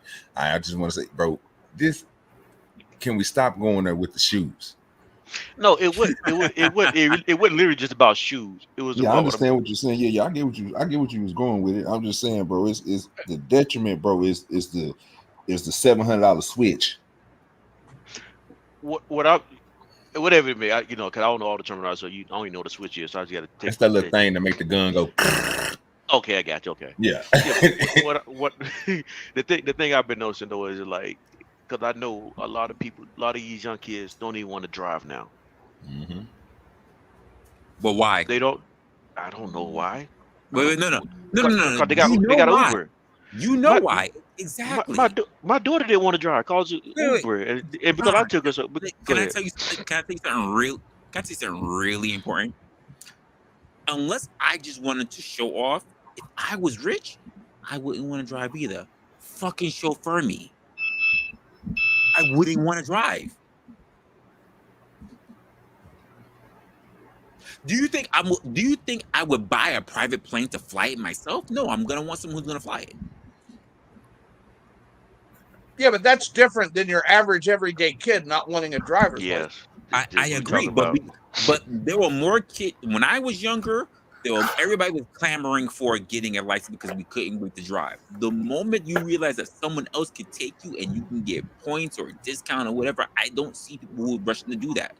Not for nothing, it was actually one of the reasons why I ended up letting my license expire. It was a stupid thing, but I did it. Yeah, but you live in it's a large area of people, but most people in the United States need cars. I agree. I You got know, my license when so I was cities out of aren't. the state. When I was out of Yeah, New but York, that's when I got my license. it's always been that way in the cities though. Yeah. With young people. Now it's that way in the country, and it's crazy. Yes. Well, again, Because guess technology what? has Uber done that. doesn't fucking exist out there either. Nope. And if it do, it's only These- about it's on a group of people These that do kids it. are so fucking risk averse. They are scared to fucking death. Wait. Are we saying that out in rural areas, Uber doesn't exist? No, I ain't saying that. I know it do. I'm Because I like, know but it's certain. that sounds Oh, like a it market does right in many there. rural areas. well, I'm like, that it's sounds like not. a market right that's there. They're not tapping into. Even they tapping even into it, bro. Most people do it, bro. I mean, even the DoorDash. If you have, if Yeah, you in I a imagine proximity so. of 15 miles, 10 miles between the place. I mean, bro, I know it's a lot of gas, bro, but these EV cars and stuff, bro, that's the only thing I see pushing around here, bro. Listen, Like, because I know I people don't know do any it. better. I don't know any better, but I imagine if I lived in a fishing town, I could still get freaking a DoorDash. Oh yeah, oh yeah. It's gonna yeah, be a but McDonald's or something like that close. You know what I'm saying? It's gonna be a place that you can get some food from. It's just going to be who is going to take that opportunity in that place. Now, like you said, some places Mayo might be right. We might go to some places and they might not be up on it because at that point they probably got 1-2 stoplights and they probably can walk to everything Sir, and other people that's I far can off. get But I no, can I'm just get saying. Only reason why Grubhub I'm saying that is and Uber in Rhode Island. only reason why I'm saying that is because down here in Oklahoma, bro, we know we got some ducked out places, but even these ducked out places, you can get you some Domino's, you can get you some McDonald's, and all this can be by phone. And then they have Uber and all that stuff. I mean, people don't. I mean, some people is they don't drive, bro. So I mean, you can take. I mean, I see it all the time. So I'm not going to sit here and say that these young kids or anybody, bro, in these other places, bro, ain't doing it. Oh yeah, they doing it. And they taking over the market by doing it because if you only got 6 or 7 people in a whole town of 500 people that's doing it, and you only got a good 30 or 40 people that's going to be using Uber or using Lyft, yeah, bro, you're going to corner the market. You're going to know everybody when you pick them up. You're going to put the people who do taxis, you're going to put their ass out of business. Interesting. That's interesting. So to do what John was trying to do, I really talked about the people who, and I didn't expect that there were a whole bunch of boomers who were actually going on the part of being homeless, especially, and I think it's really sad because they're all on the transitioning out period, and the ideal for the millennials and even the Zoomers to try to figure out how are we going to be able to recoup and even reflect and change the market based on the fact of all the things that they've already accumulated. Again, I don't have a problem with the fact of the things that they've been able to capitalize on, but when you see how many of them have actually capitalized versus you see the dramatic change from all those who did not, even those who fall into the poverty range, was rather crazy, considering the fact that what they literally have been seeing for what was extremely cheap to even what you said, like John the Baptist, to say it was so cheap around a $2,000 mark, all the way to where we are at now, and to say that they couldn't capitalize on that's harsh. It really is harsh. And the last slide I was looking at was basically saying that we were just looking at the share of buyers and sellers by generation between younger millennials. I think that would be people who are a little bit after me. That would be like my girlfriend. Versus, yeah, that would be my girlfriend. Versus the actual Gen Zs, and even the younger millennials are outpacing them. because they were able to get advantage. They were able to be old enough to take advantage of some of those markets before, say, like 2008 happened. It almost seems like if you don't try to get a house while you're in your 20s, you're almost screwed. Try to get it any other time. What do you guys think about that? Well, my parents bought their first house in their 30s in 1972 when the interest rates were 16%. And everybody got used to this near 0% interest on home loans. But that's not even the historic average. That's way below the historic average. I mean, I can attest to saying that there were a lot of people who did not think about having these kind of things. I think in this day and age, if you have a business or you own a building, you shouldn't be trying to give it up. But I see people who are doing that exactly because they have these ideals or these lofty goals of retiring. I was having this conversation even with my girl. I'm gonna say like a couple of days ago. It probably was about half a week ago now. And I say even if I thought about retiring, which I never see myself retiring, because most millennials, even Gen Zers, don't see themselves retiring just because of how the market is. But if I did retire, I don't think I would retire in the US. She's like, oh, well, I want to go to London. And I'm like, for fucking what? For what? Why would I want to go somewhere that would technically be the same as being in New York with worse food?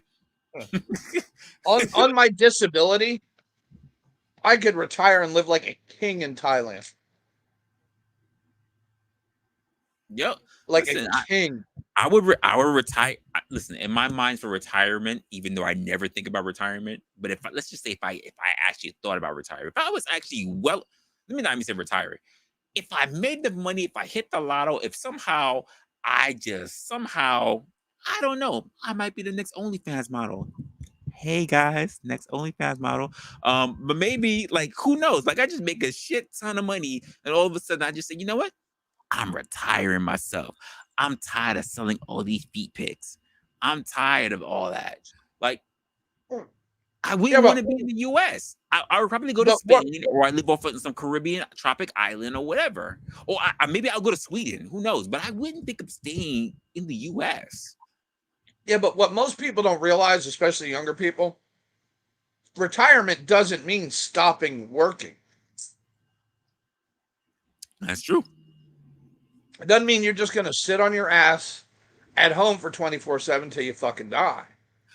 Well, I think for a lot of people who think about not being able to retire, like, I hope this never happens for myself. Or rather, I don't ever plan for this happening for myself. But I think the ideal when a lot of people, younger people hear, I won't be able to retire, you know what they think? They think they're going to be an elderly person being a Walmart greeter.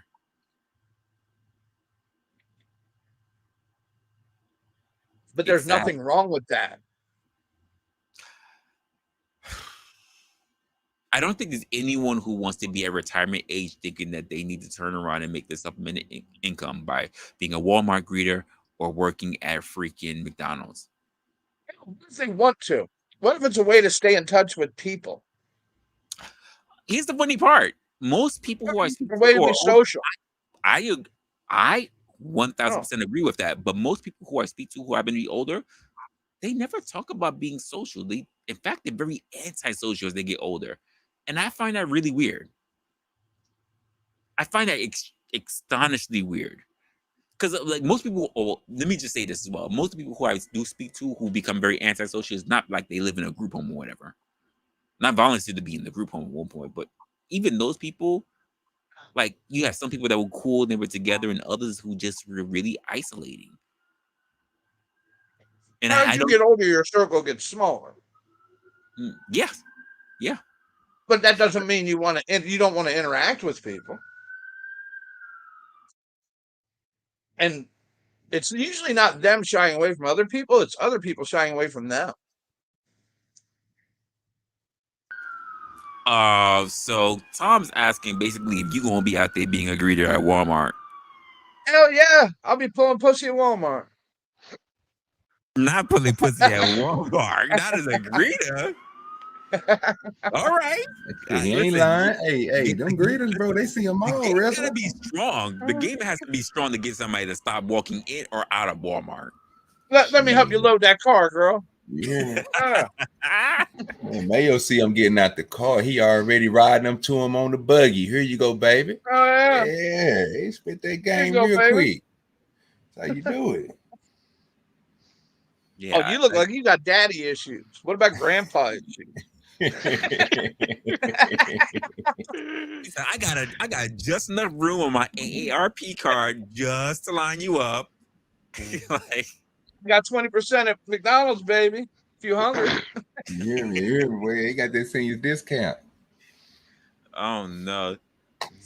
Well, I didn't want to go there because I was trying to get a discount and I was looking at some coupons, and then Mayo's gonna be like, you ever had that senior citizens discount though? You ain't seen a discount till you had a senior citizens discount, girl. Mayo, you know you get discount now. Some places at 55, right? Yep. Oh yeah. Look at John Here on sounding Wednesdays, old. it's like 10% off groceries. He really did Yeah, that sound nigga old there. sounding old like a motherfucker. You know you can get you some. He Nigga, really what? did. I'm 55. I ain't 50 yet, but I know it's right around the corner though. Oh shit! That nigga Like, John waiting on him, boy. damn. I'm gonna tell my pops about him. See, he know. He probably gonna know too. His old ass. You know. Oh man. How old is your pops? I How old is your put a pops? link in the back. Like I put a link in the back. It's some of those Sears homes that are still Yeah, I around was today looking and at on the it. market. Yeah, I was looking OG, at it. how old is your pops? like 60 something. 60. Okay. You wouldn't wreck those houses. Yeah, You wouldn't take a bulldozer to the house. flyer. Yeah, I was looking at the flyer for the Ramsey. That shit says $685. That was absolutely insane. For a $2,000 box house. But guess what? The deal was you had to build it yourself. What? Yes, it was a build your own house kit. Well, you could that was not today was $685, basically $700. Build a house? Yes. The guy who bought the kit built it. Yeah, that sound about right. You said a kit. Yeah. Yes. Good luck today. How big was that house, Mayo? I mean, it's got a picture in the yeah, I'm looking at the catalog pictures. Yeah, I'm looking at it right now. Hold on. Is it a decent sized house? No, I'll share with you guys. You guys know what I'm About looking at. About 900 to 1,000 square foot, maybe some of them. That's a well of a decent some of them are house. even bigger. Yeah. Oh yeah. I seen a lot of them. Look at that. That is crazy right now. Yeah.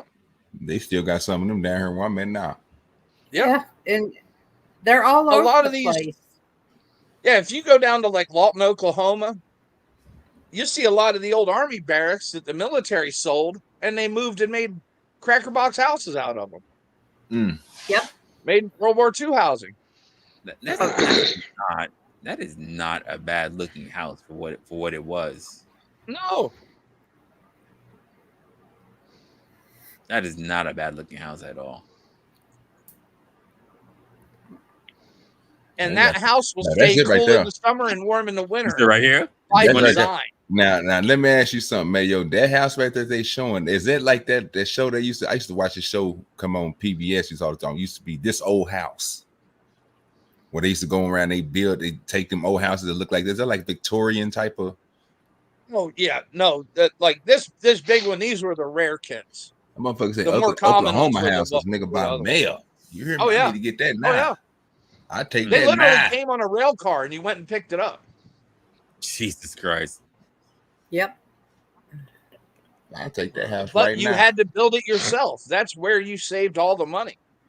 Well, so that was all they did was put it in kit for you, down to the last nail. So there was a guy, I guess about 40, 50, probably longer than that, probably back in the 40s and 50s. He bought several acres of land and built a bunch of those houses and sold them. And my grandparents bought one of them years ago, but it's pretty much what you're just talking about, though. Look at that payment plan. Yep. Say it again. I was telling Resla to look at the payment plan right there. Our liberal easy payment plan. That is crazy. Yeah, Zoomer, it's gonna be way more than that. 440,000 for that big Listen, ass house. Oh, bro, it's gonna be way more than that right now. Hear this. They it wasn't long ago. They stopped selling their kits in 1940. Yeah. Damn. Yeah, I still That wouldn't wasn't know long right. ago. Yeah, you're right. Well, I'm just saying They stopped telling you all the raw materials to build your own house in 1940. No. That's actually a lie. They still selling right to the day. They Yeah. call small homes. They not just not. just don't sell the materials themselves. Okay, Sears which one used to we be talking like about? the go everywhere store. We talking about the little shack looking one, right? Or we talking about that one he showed at the top? No, the one I'm Well, telling you, I'll throw a like link. I'll throw a link to another one Like them right in the there, back. that modern home in Oklahoma, that one right there, bro. Oh, that right there, bro. Ain't no 440,000. That's a little bit way more than that. Sir. No, sir. This modern home kit that you're looking at right here, that was $650, which would now be considered $2,200. I'm sorry, Ain't no 22,000. way in the hell, bro. No. You get that for no Resla, 22,000 right now. scroll down further and see Yeah. the actual houses what they're selling for in these areas. Further down in the article, it shows That actual motherfucker listings. looked like it had a basement and some more shit, bro. Oh no, you ain't Yeah. getting that for no 22,000. I'm telling you that right now. No, not now. Hell no. They're gonna hit you. How from much the all houses worth Keep today? scrolling, sir. He's, Right there. There's a Sears house. Yeah, that's what I'm saying. Yeah. Look at that, 349,000 for that. That ain't nowhere near what we just got through saying. You ain't even see the lawn and the other shit. Now you got lawn and hedges. Jesus. And that's probably on an acre. Mm-hmm. At least. Year built 1929. Mm-hmm. 1922. It's at 300. 1928. That's actually not bad. 475. Yeah, but look at that. That is not bad. Mm-hmm. Look at that. Now you know that house been remodeled, though, right? Oh yeah. Oh, absolutely. That's a small kitchen, but yeah, it'll get the job But done. it survived time. Yeah. You don't need all this square footage people got now with 20-foot fucking ceilings and recessed fucking lighting in the roof. That's a want. That's not a need. You don't need a kitchen you could, have a party in. That's very Park a Mack interesting. truck in. Yep. Some friends of ours built a kit home in the 1960s. They paid, it was a full brick ranch with a basement kit home. They paid $6,000 for the kit, and they sold it in the early 2000s. Made fortune off of it. Well, that is very, very interesting. Very, very interesting to see that, just the way how housing worked, especially because, like I said, we see now we got boomers and we have all the generation below that are all worried about housing, whatever the case may be. But that's because they built their own homes. They would buy these kits and build them themselves. Well, nobody can build them now, Mama. Own. Yeah, but nobody can do that now. You can't. You need permits and everything to try to get a lot of that shit done now. We had to have permits back then.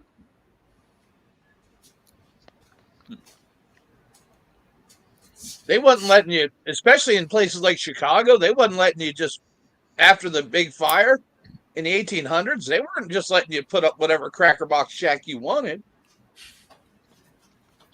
Mm-hmm. That's how Chicago burned the first 2 times. I mean, well, Chicago's a pretty special place, if you ask me. Oh, yeah. But it once was a very successful place, just like Detroit.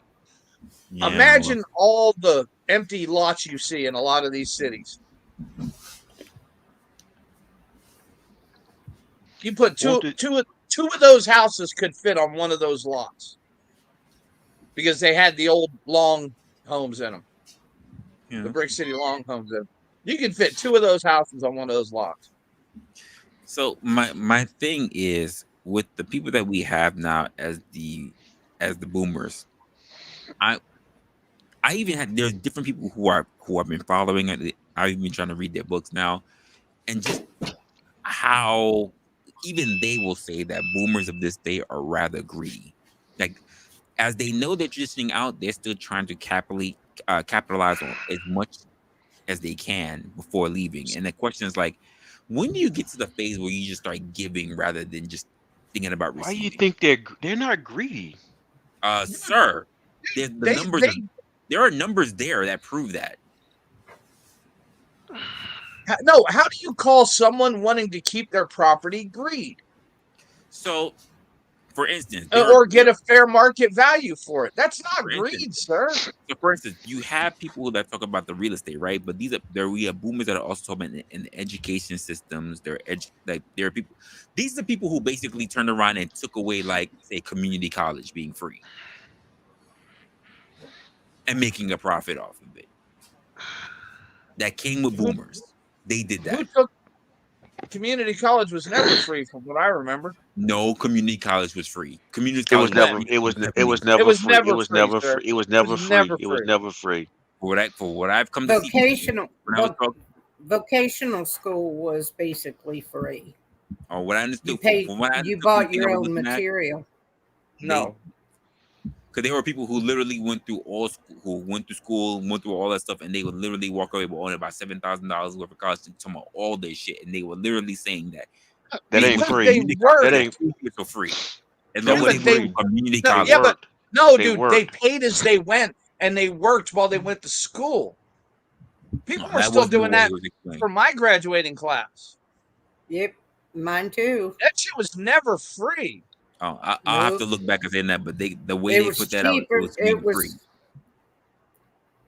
It was way cheaper until the government got involved and told the schools, we are going to guarantee that Loans. students Well, pay they no. their Matter of fact, tuition, Obama. Matter of fact, Obama. guaranteed student tuition. And then all And of a matter of fact, sudden, the price of education went sky high. Yeah, crazy high. just like everything the government subsidized gets more expensive. Child care, education, electric cars, Yes. everything the government subsidized because they know they're going to get When that I fucking went to market price school, for it. when when I went to school, none of that was subsidized. My child care, full-time child care for 2 children while I went to school was $50 a week, non-subsidized. That's what I paid. $50 a week for 2 kids. My school tuition for books, full-time course load was $1,200 a quarter, and then I paid my transportation. All right, so let me just say for the record. Let me just say for the record, I was looking at right now. I'll say this way: New York, for a short time, had free community college. Until it was until they figured out it was unsustainable. Correct, Yeah. but it was And see, it was free CUNY. Georgia It now, was free CUNY. yeah, Georgia now has a program. If you maintain a B average, Yes. it's like a state in state community colleges and state colleges. You can go for free, but you have to maintain that B average, and that's all funded through the lottery. Oh well, they changed it Yes. now. It's not even a B anymore. You can hold a C. That's ridiculous. They But, yeah. Now they you can hold a started C that pass. they started that program back in the 90s, I think it was. Yeah. And it was Yeah. extremely Now successful. as long as you hold a C plus, you're good. That's crazy. And They that should have a higher sucks. standard That sucks. than that. Yep. They sure should. Because Yeah. anytime the government steps in, like they're going to help, all it does is end up hurting in the end. Yeah. I mean, listen, I hear at the same time it's like there needs to be a push for the things that actually really are important. But I don't really hear many people talking about it as much as they should be talking about it. And of course, it's like hitting trades because trades are still making a lot of money. There's actually less people in trades now. this big push for everybody to be in office and being white. We should really start pushing away from white collar work. Just to be honest with you, Well, we well, really even should. even college. Why is anyone going to college now? Because there's a big push in the country in our No, culture for white collar work. no, I didn't say attending college. I said going to college. Well, the reason why, again, the reason Party. why we're going to college is because, for one, the way how our economy starts setting shit up is like the idea of having a high school diploma is no longer a No, good no, thing I anymore. have no problem with the diploma. Why the fuck are you going to a campus, living in a cracker box, and spending $30,000 a year when you can sit at home in your room, take the same fucking classes in half the time, and get the same Oh, piece you of mean paper? just physically going? Uh, Yes. okay, so so here's what I'll tell you. For me, period, I look at going physically to a campus the same way how I look at physically going to a job, because I say the same thing about a campus the same way as being from a job. If you're sitting at home going online, you do whatever you're gonna do, but you're not gonna get those same connections. You're not gonna be able to network. You're not gonna be able to socialize properly. You're not gonna build those connections the same way how you can't be surprised if you're the first one fired or you're not getting a promotion if you're doing a fucking remote job because you refuse to go to the office. That's just it. Yeah, but that has nothing to do with going to classes, and just wanting 4 years of fucking party lifestyle. When you go to class, you meet people, you network with people. You're more for if you let's just say you're a person that's not really doing that well in your class. You're more forgiving to be able to make up time with your professors for you having that one-to-one interaction versus you communicating via emails. I can tell you that. Like being a face of having a human interaction is way more prevalent than ever being digitized. I can just tell you that. Period. It's same way for anyone who's on the threshold of basically working from home. Don't be So surprised if you're gonna you're gonna lose your job when you're the first one fired because quite frankly you've never been in the office and you've never been in fucking people's faces. yeah, but when they look at that, when you get hired, they look at that Mhm. diploma. They do. They do. And they look at that diploma the same. Well, okay. Well, here's the problem. For one, a lot of people are not taking diplomas like they should because of some reason you need to have at least a bachelor's now because associates don't mean shit anymore. And a diploma is just as good as a freaking GED, which is also crazy to me. But that's the way how they're taking things in the industry right now, and it's So, not the but same. even then, you get all your core classes out of school online, and you go your junior or senior year. Honestly You're speaking, you're gonna make the same connections as you would if you would have went for 4 years and wasted all that money. honestly, Mayo, the way how I have it in my mind is that people shouldn't even be pushing for degrees anymore. They should just take the core classes for fucking for the certificate. Competency. Yeah. Take the certificate. It'll spend you half the time. You take all the core classes and you're good. It just means that you have to come out of your pocket. But let's be honest, if you're getting the degree to go on later on and spend an extra 2 years or whatever else, it's gonna cost you more in the long run for shit that you didn't even want to take. I mean, let's not. I'll even say it for you young entrepreneurs out there. Even Steve Jobs fucking eventually just quit and took all the core classes that he wanted to take that he paid out of fucking pocket for, and he became something. He didn't sit there and sit through fucking algebra that he didn't need for a fucking photography class. Just saying. Yeah. Just saying. And the core class concept of it is completely ridiculous now too.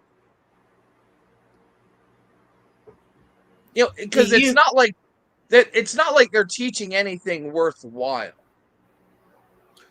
They give such an array of classes they can take. It's not like they're teaching worthwhile subjects like finance. It's hard to. I mean, I've met some professors that are really good, but it's hard to find this, especially like you said, when the fucking curriculum or the classes are just so vast, it's hard to find the really good professors.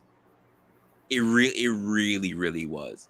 Like when you hear about a worthwhile professor, you're already like halfway into your fucking class, and you're like, oh, Well, I and then wasted a my lot time. of them, a lot of the big name professors, it's just their grad students teaching their classes. and they're sitting in the office writing their book. Here's the funny part. Thank you. Because the actually really good professors never went to school to become a professor. There were people who were professionals in the industry, and you're right, they're writing a fucking book. So you're not. It's a scam. The 4 years of in school college is a scam. Of on campus college is a complete scam. I agree with you. Do you know how many colleges you can get free courses online? These are big name colleges like Purdue, Hillsdale, Harvard, Yale. You can go online. They all offer free courses. You go through there, you pick up all their free courses. You end up with, you can find a college that'll give you a test out exam and end up only having to do a couple of quarters, maybe. Yeah. Maybe 3 semesters and get a fantastic degree. And then you could, and if it's an accredited course, you don't even have to give a test out exam. Yep.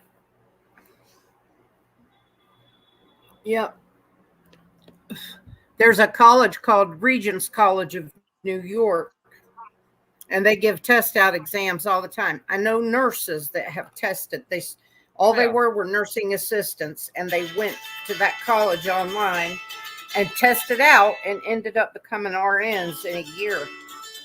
Yeah.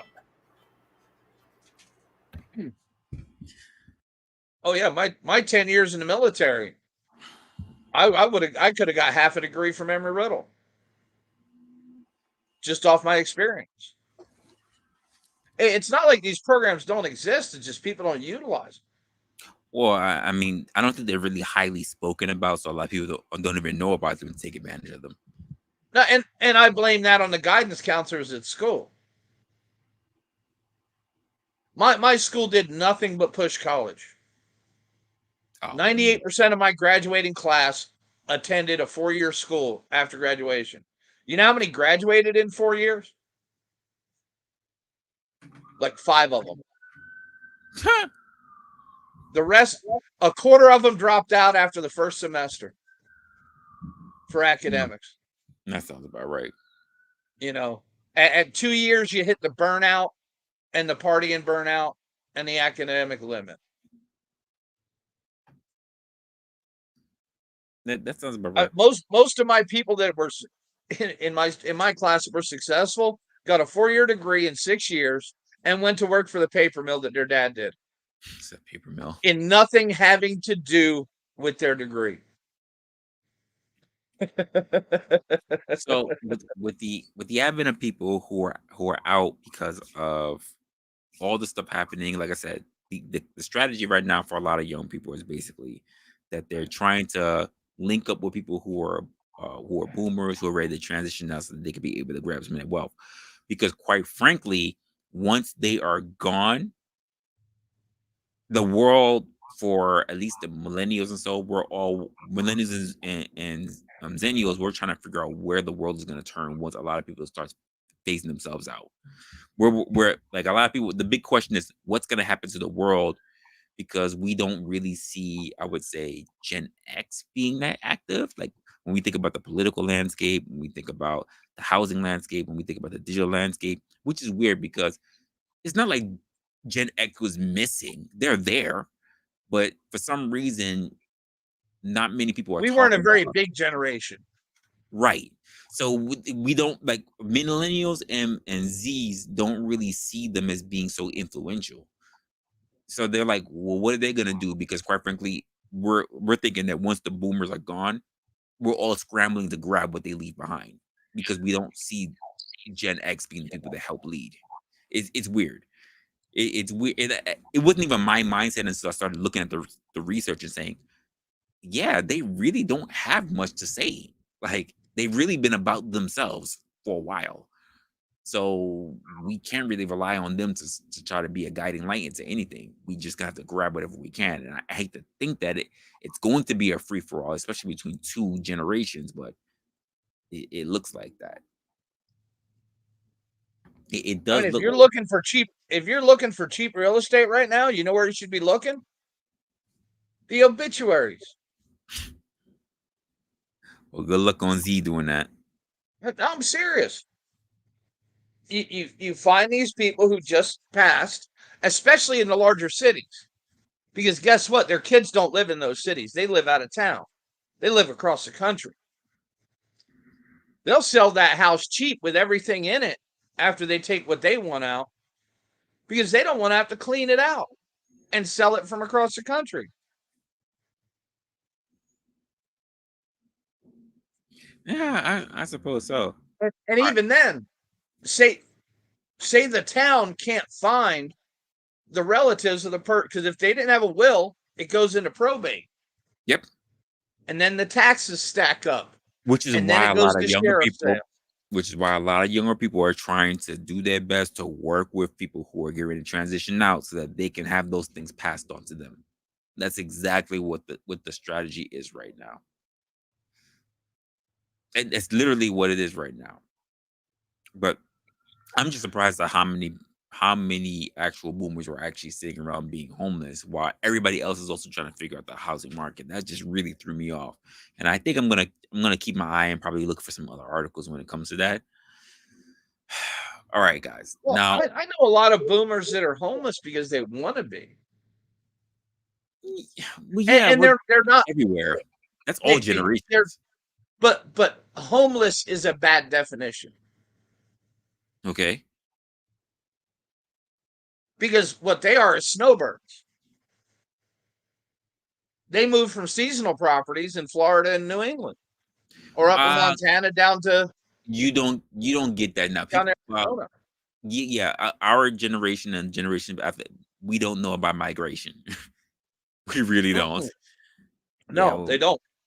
Yeah, And they don't understand migration like the people traveling for work during the Great Depression. There was 3 times as many people walking the roads from town to town looking for work as there was standing in those bread and soup lines. I mean, not for nothing. I'm one of the few people the people that I know that still understands what things were actually in season that you had to buy. Most people who I know, it's just like I can get that anytime. I'm just like, believe it or not, you couldn't. Oh, yeah. You really couldn't. You couldn't get strawberries in the middle of winter back in the Not day. at all. And if you Pineapples, did, absolutely you not. paid more Mangoes? for what they No. are now because they were grown in a hothouse. Right. I'm like, you couldn't do those things. And they're just looking at me like, I always remember. Like, no, you always remember. Like, that's not a thing. Yeah. So it's really weird.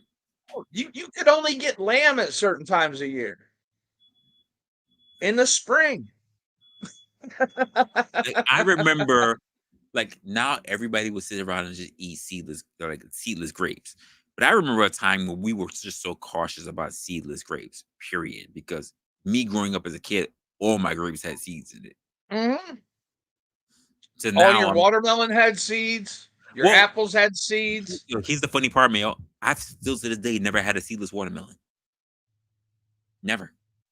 I've never had one. I've seen them. I've never had one.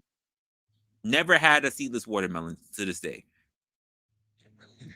Don't know if it tastes different or anything because I'm not a watermelon fan. I'm not a cantaloupe fan. So I've never had a seedless melon. I've had I remember seeds in bananas. Yeah. Yeah. Mm-hmm. But a seedless watermelon, I've still not had. Not at all. I haven't had a yellow watermelon. I haven't had the black one that's out. Like, nope. No, I don't let shit. Just weird to me. All right. Well, so, spitting the seeds was half the fun. Oh, I don't know about that shit. That was not fun to me at all. I remember sitting in patios in South Carolina just thinking, like, I'm tired. I'm tired of eating this fucking watermelon. I don't want to spit out nothing else. Nothing else. Spitting, it just hurt my jaw. I did not want to. Like, that's one of the reasons why I don't even eat sunflower seeds. It's too much work. It's too much work for a small seed and nothing but salt. I won't do it. All right. So one of the things I wanted to cover, I want to get into the next segment, which is it's gonna be a quick one. I need it to be a quick one because I really don't give a fuck about it. But people keep talking about this goddamn thing, and I want to know what people are thinking about it. I'm gonna hate myself even covering it, but it's the thing that I keep seeing on my damn feed. So let's get rid of it. And we're talking about fucking Diddy. How do people feel about this guy? Yeah, I heard this already. How do people feel about this guy doing his whole apology shit of what happened because basically he decided to take a swing and actually kick this chick while she was trying to get out of that hotel room. Never mind that he was running halfway naked with the damn towel on. Well, let's not forget this guy probably did that same thing 2 weeks ago. Probably.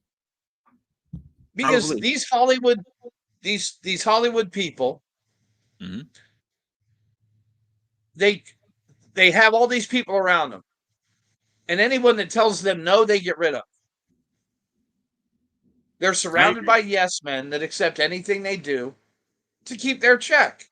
So that's how Michael Jackson went bad. So my That's thing how is all these stars wind up living in some other world that the rest of us don't live in. And I get that because there's different planes, you can say different planes, different pantheons for people of different statuses, right? Yeah. My thing is that in the case of him, right?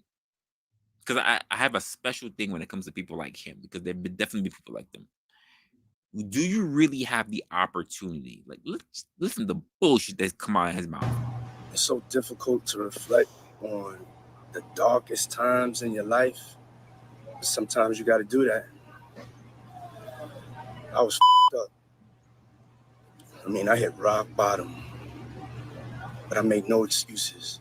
My behavior on that video is inexcusable. I take full responsibility for my actions in that video. I'm disgusted. I was disgusted then when I did it. I'm disgusted now. I went and I sought out professional help. Okay, I can't listen to more of that bullshit. I really can't. So yeah, but notice, did you ever hear him apologize to her in this?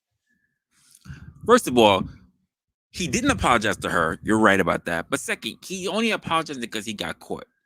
If you were really disgusted with everything you did, you know what you would have done? You would have come forward and say, hey, I acted in a way that I wasn't supposed to. I did something I was supposed to do. You could say as a man, as a figure to other people, whatever. I did something I'm not necessarily proud of.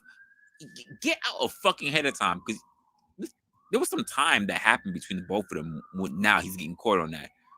Him coming forward so that when the tapes do drop, he already caught himself in it. It would have been way better. Not wait until your tapes come out and turn around and say, I was fucked up and I was in a fucked up place. Evidently, asshole. Like, there's no sense in you apologizing for it now. That's not going to save you. You're going to bury yourself even more. You know what? I would have almost rather him saying, I did it. I did it. You know what what I want from Diddy right now. Here's what I want him to do. Here's my best course of action for Diddy right now. Stop getting on camera. Stop doing all the shit. What I need you to do is to be like Russell Simmons. Go away. Go on some little island and hide and wait for all the fucking heat to go down before coming back. I need you to go away for a while. I need you to go away for like 3 years and then you can come back. Oh, Russell Simmons is gone for life. Like, I'm sorry. Like, I don't want to hear no apologies from you, no nothing. If you didn't say it at least within a good week's time frame before it happens, I don't want to hear nothing from you. I don't want to hear about no new shit. Yeah. He's sorry that he got caught. That's correct. What he's sorry. But this will work in a portion of society. It worked for R. Kelly in a portion of society. That was black women, though. Let's be honest. I don't know about the dudes that society. I don't know about the dudes that was sitting there copping for R. Kelly doing this shit. They were like, "Wow, that is crazy." but it's the Oh black no. woman I can sing at their club at this singing this song. So my free R. Kelly. He didn't do that. I bet she liked it. He could pee on me too. It was all of them. It was all of them. So I can't take that. But then you'll have somebody like this guy who does the shit that he does, and then you got people that pull up his old shit to hear the kind of shit that he has to say, and then and you're like, really, is that you? Is that you saying all this I shit? loved what I was doing. I decided if I was going to do a job, I loved what I was doing. I would walk around, and I would dance and sing as I was delivering my papers, and that kind of helped me to for the future of what I wanted to do. The future. And that was just being a young entrepreneur. I thank God every day that I'm blessed with the chance to do something that I love doing. But I feel anybody could do something that they love doing if they go after it in the right way. If they go after it in the right way, if they go after it with the love, being an entrepreneur, doing what we could do, he even threw God in it. Did God give you all this shit that you were doing when you hit this woman who was supposed to be basically your partner in crime? Basically, was God responsible for the fact that you was out here basically doing God knows what at these goddamn parties? Like, really? Really? Since when is a paperboy an entrepreneur? Apparently, you can make yourself an entrepreneur as long as you make money.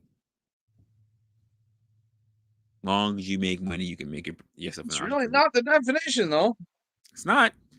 But people in this day and age make up everything for themselves. Everything.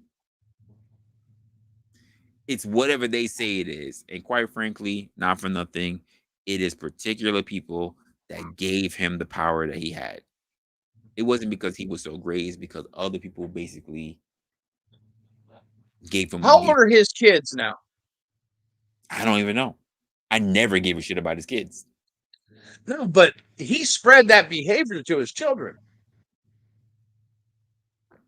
as acceptable. I don't doubt it at all. Not at all. And that's why I just kind of wanted to knock out what the hell he was talking about, because even though I did not want to talk about Diddy at all, because everybody's been talking about Diddy, what really dropped, which was really weird that it even hit my timeline, would make me go back and then look to see what the actual Diddy apology video was. When I actually got a feed from Stephen A. Smith. So I was like, uh-oh, what the fuck is he about to say? And then I started hearing it, I said, all right, let me go back to listen to the Diddy video. All right, let's hear what he has to say. And that's where I went from there. Let me get right into it, because as the days have gone by, particularly this weekend, you knew what I talked about this last Friday. You knew what I talked about just a few days ago in regards to P. Diddy. Well, guess what? There's more. Because last Friday on this very show, I responded to the shocking, the stunning, the reprehensible video that CNN released showing P. Diddy physically assaulting his then girlfriend, Cassie Ventura. It happened in 2016 in the hallway of a now closed Intercontinental Hotel in Century City, California, right by Avenue of the Stars. The video is it's frankly shocking, appalling, and obviously it sent reverberations throughout the world over Diddy's physical and emotional abuse of a young lady. I'm one of many people who spoke out against the violence we all witnessed this past weekend. Diddy eventually responded to the CNN video this Sunday morning. Before I go into anything else, before I say anything else, I got several pieces of sound footage I'm going to show you. The first was going to be P. Diddy and his apology. Okay. Take a look. Okay, well, we can cover that since we already took a look at his apology. I have no idea what the hell. Committed to be a better man each and every day. I even give you my opinion. I've got an obligation to let you know we have yet to hear from Cassie, but one of her lawyers released a statement on Sunday following Diddy's apology. Whoa. I know that she was talking about a few things, right? Especially when this whole Diddy party shit came up. But I don't remember ever seeing any videos or any real comments coming from Cassie. Has she ever said anything? Well, no, because she filed a lawsuit in which he settled within a few days. Right, I remember that, but she wasn't allowed And to there, I speak. guarantee there was an NDA attached to that. That's probably what it was. I'm surprised Yeah. that she's been really, really quiet. I'm She like, if has there was to be. any chance to Yeah. bury him, this was your opportunity. All right, that was weird. 'Cause I was like, I'm not hearing shit from Cassie. Because I would like to know what. I mean, outside the initial stuff to say that there was stuff going on in parties that he would try to get her to join in on shit. I didn't hear anything else afterwards, so I just thought it was really weird. Apology. Here's what she had to say. Combs' most recent statement is more about himself than the many people he has hurt. When Cassie and multiple other women came forward, he denied everything and suggested that his victims were looking for a payday, that he was only compelled to quote unquote apologize once his repeated denials were proven false, shows his pathetic desperation, and no one will be swayed by his disingenuous words, end quote. And she's right, because here's Diddy's statement back in December of 2023, just a few months ago. And this was a month after Cassie had filed her lawsuit, which is where I was going. That was that far back? Oh, I don't remember it. We've been doing this for that long? Oh, yeah. Holy shit. Wow. Media's on the Dude, drag shit. there's so many darts being thrown at the dartboard right now. I don't It's hard remember to it keep being this track of them. long. Damn. That is crazy. This Diddy statement, quote, enough is enough.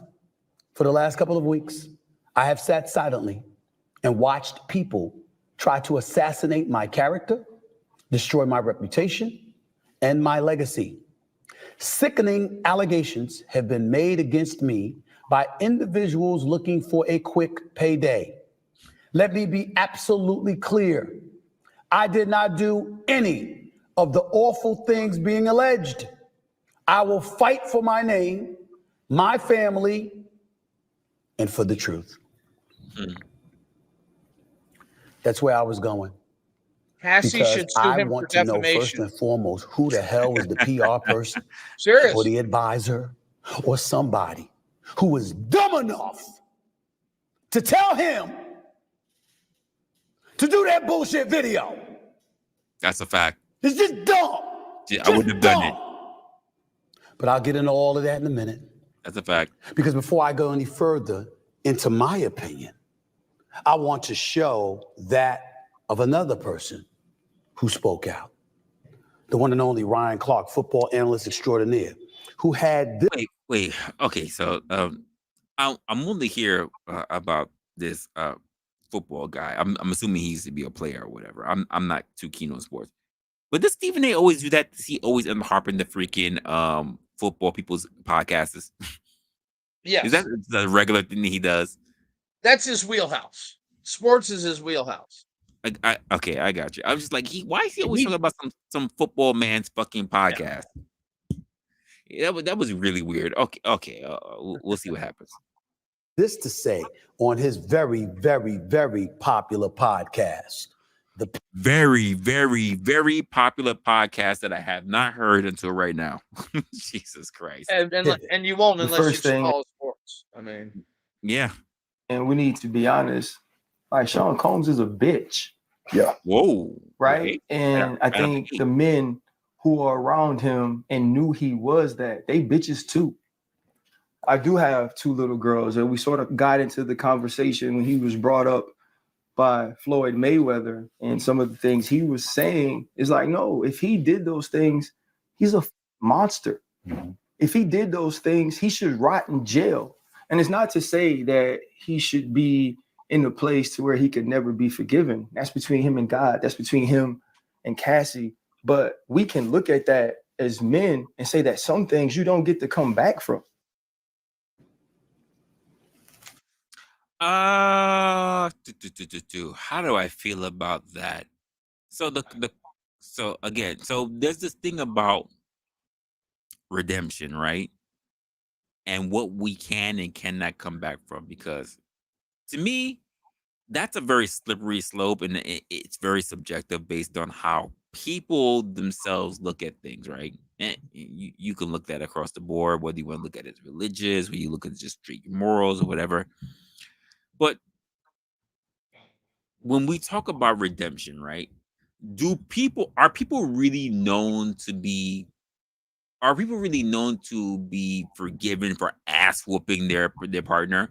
Sorry, their female partner, because we know if a woman whoops a guy's ass, like it's dude throw some dirt on it. But if a guy whoops a woman's ass, then all of a sudden it's, oh my god, she should be burned at the he should be burned at the stake. He should be dunked for being a possible wizard. Like there are other things that we just say there's no redemption for. But which is weird enough because some people who are killers, we find redemption for them, but we don't have redemption for people who are like, previously sex offenders or pedophiles. So it's really weird as to how people perceive things in their mind morally versus what we say that society should be picking up on based on forgiveness.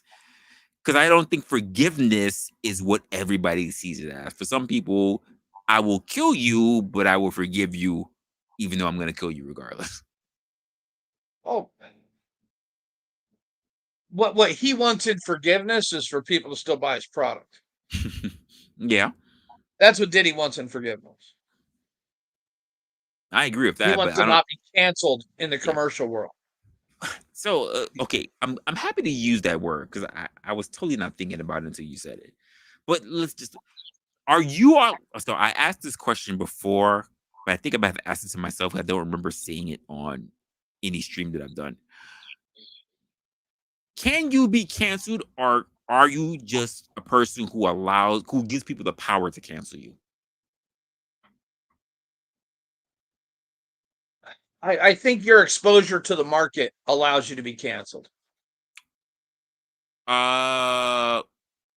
So when you say the market, right? Is it other people who are dictating how you move in the market, or how you move yourself that dictates where your place is in the market? Because I would say getting into it, that's exactly what it is. It's how you move that dictates your place in the market. How does it turn around? But it's also how you move that gets you kicked out of the market. Fair point. That's a fair point. What is he calling himself now? The Balenciaga guy? The Adidas? I don't know. Yeah, there you go. Yeah. Yeah. It's what he said that got him kicked out of the market. Okay. You know what I mean? That's fair. That is actually fair. I guess it's like when I think of particular people who have done shit, who people have already claimed for shit, like because who you never hear suffering from the market? Taylor Swift, who people have already said that she's done flagrant shit and put her fans into shit to do all kind of back behind the scenes crap to get people into stuff, but you never hear her taking any backlash for it. So, you also don't hear it from credible sources. When you hear from people who actually were like the people who were in those rooms or the people who actually had shares in those particular dealings of like our contracts, I think those are credible people. Like they have a first-hand accounting of what was going to affect them personally. But she sold her catalog. I mean, wasn't her dad also a part of that as well? Yeah. And yet, like, you don't hear about him taking a major beating for it. No, but that's a business decision that just affects them. Well, she pretends like she had no parts of it whatsoever. That's my thing.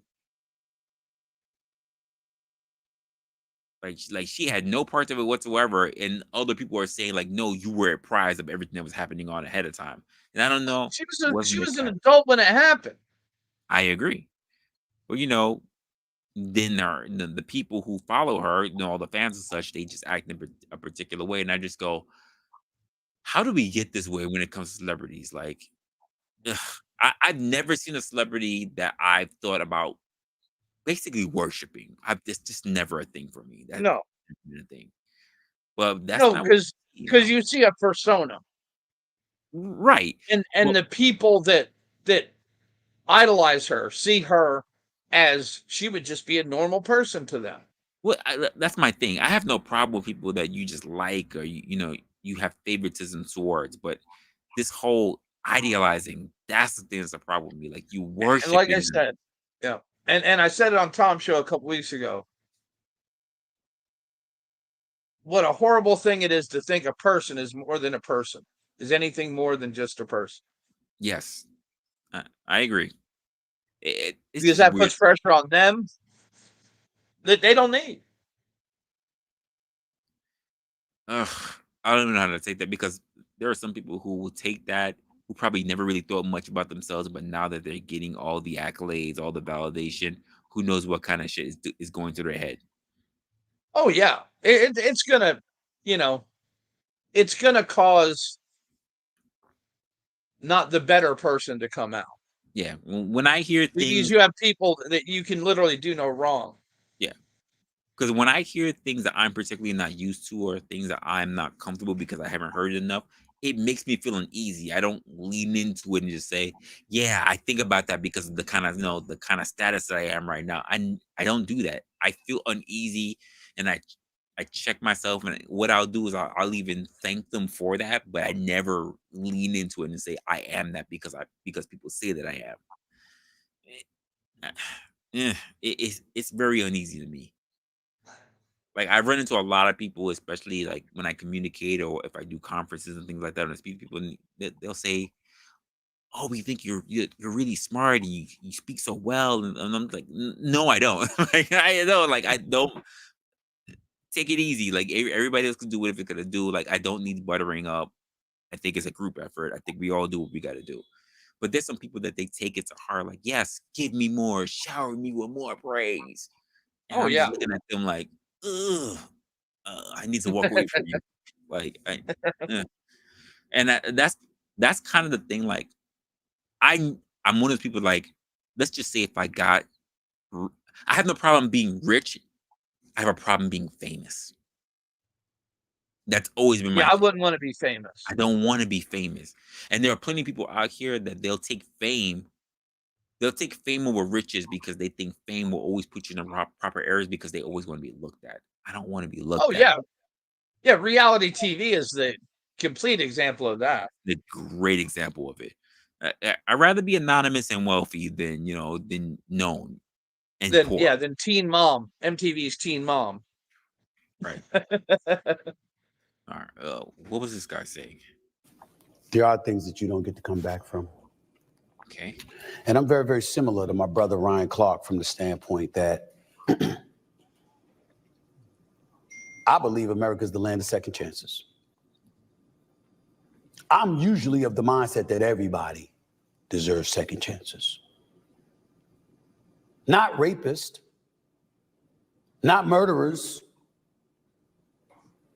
not pedophiles, but for the most part, I'm good with second chances. The problem is that doesn't apply here with Sean P. Diddy Combs. Because you see, the second chance is if you had come out immediately acknowledging that you were wrong once the accusations were first levied against you, instead of excoriating those who were throwing the allegations out against you, like Cassie Ventura.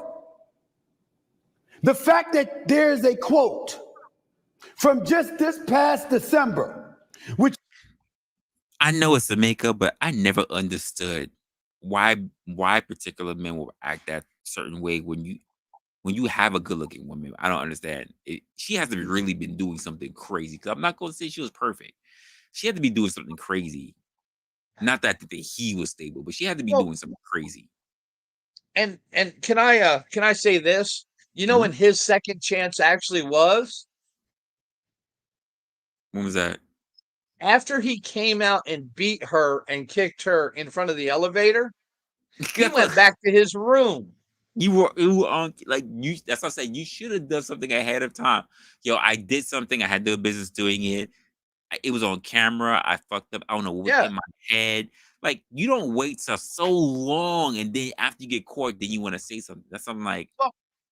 But his second chance was when he came back out of that bedroom while she was still in that entryway, and he threw the vase at her. That's when his second chance went away. He swung at her. He Yeah. kicked her. He dragged her through the base at her. I was like, bruh, hey, you was big mad. You were big mad. Man, that wasn't passion. No, not that at all. wasn't anger from passion. But that was anger from fucking hate and power. But my thing is, listen. I've been with some cute. I've been with some pretty. I've been with some women that I've like.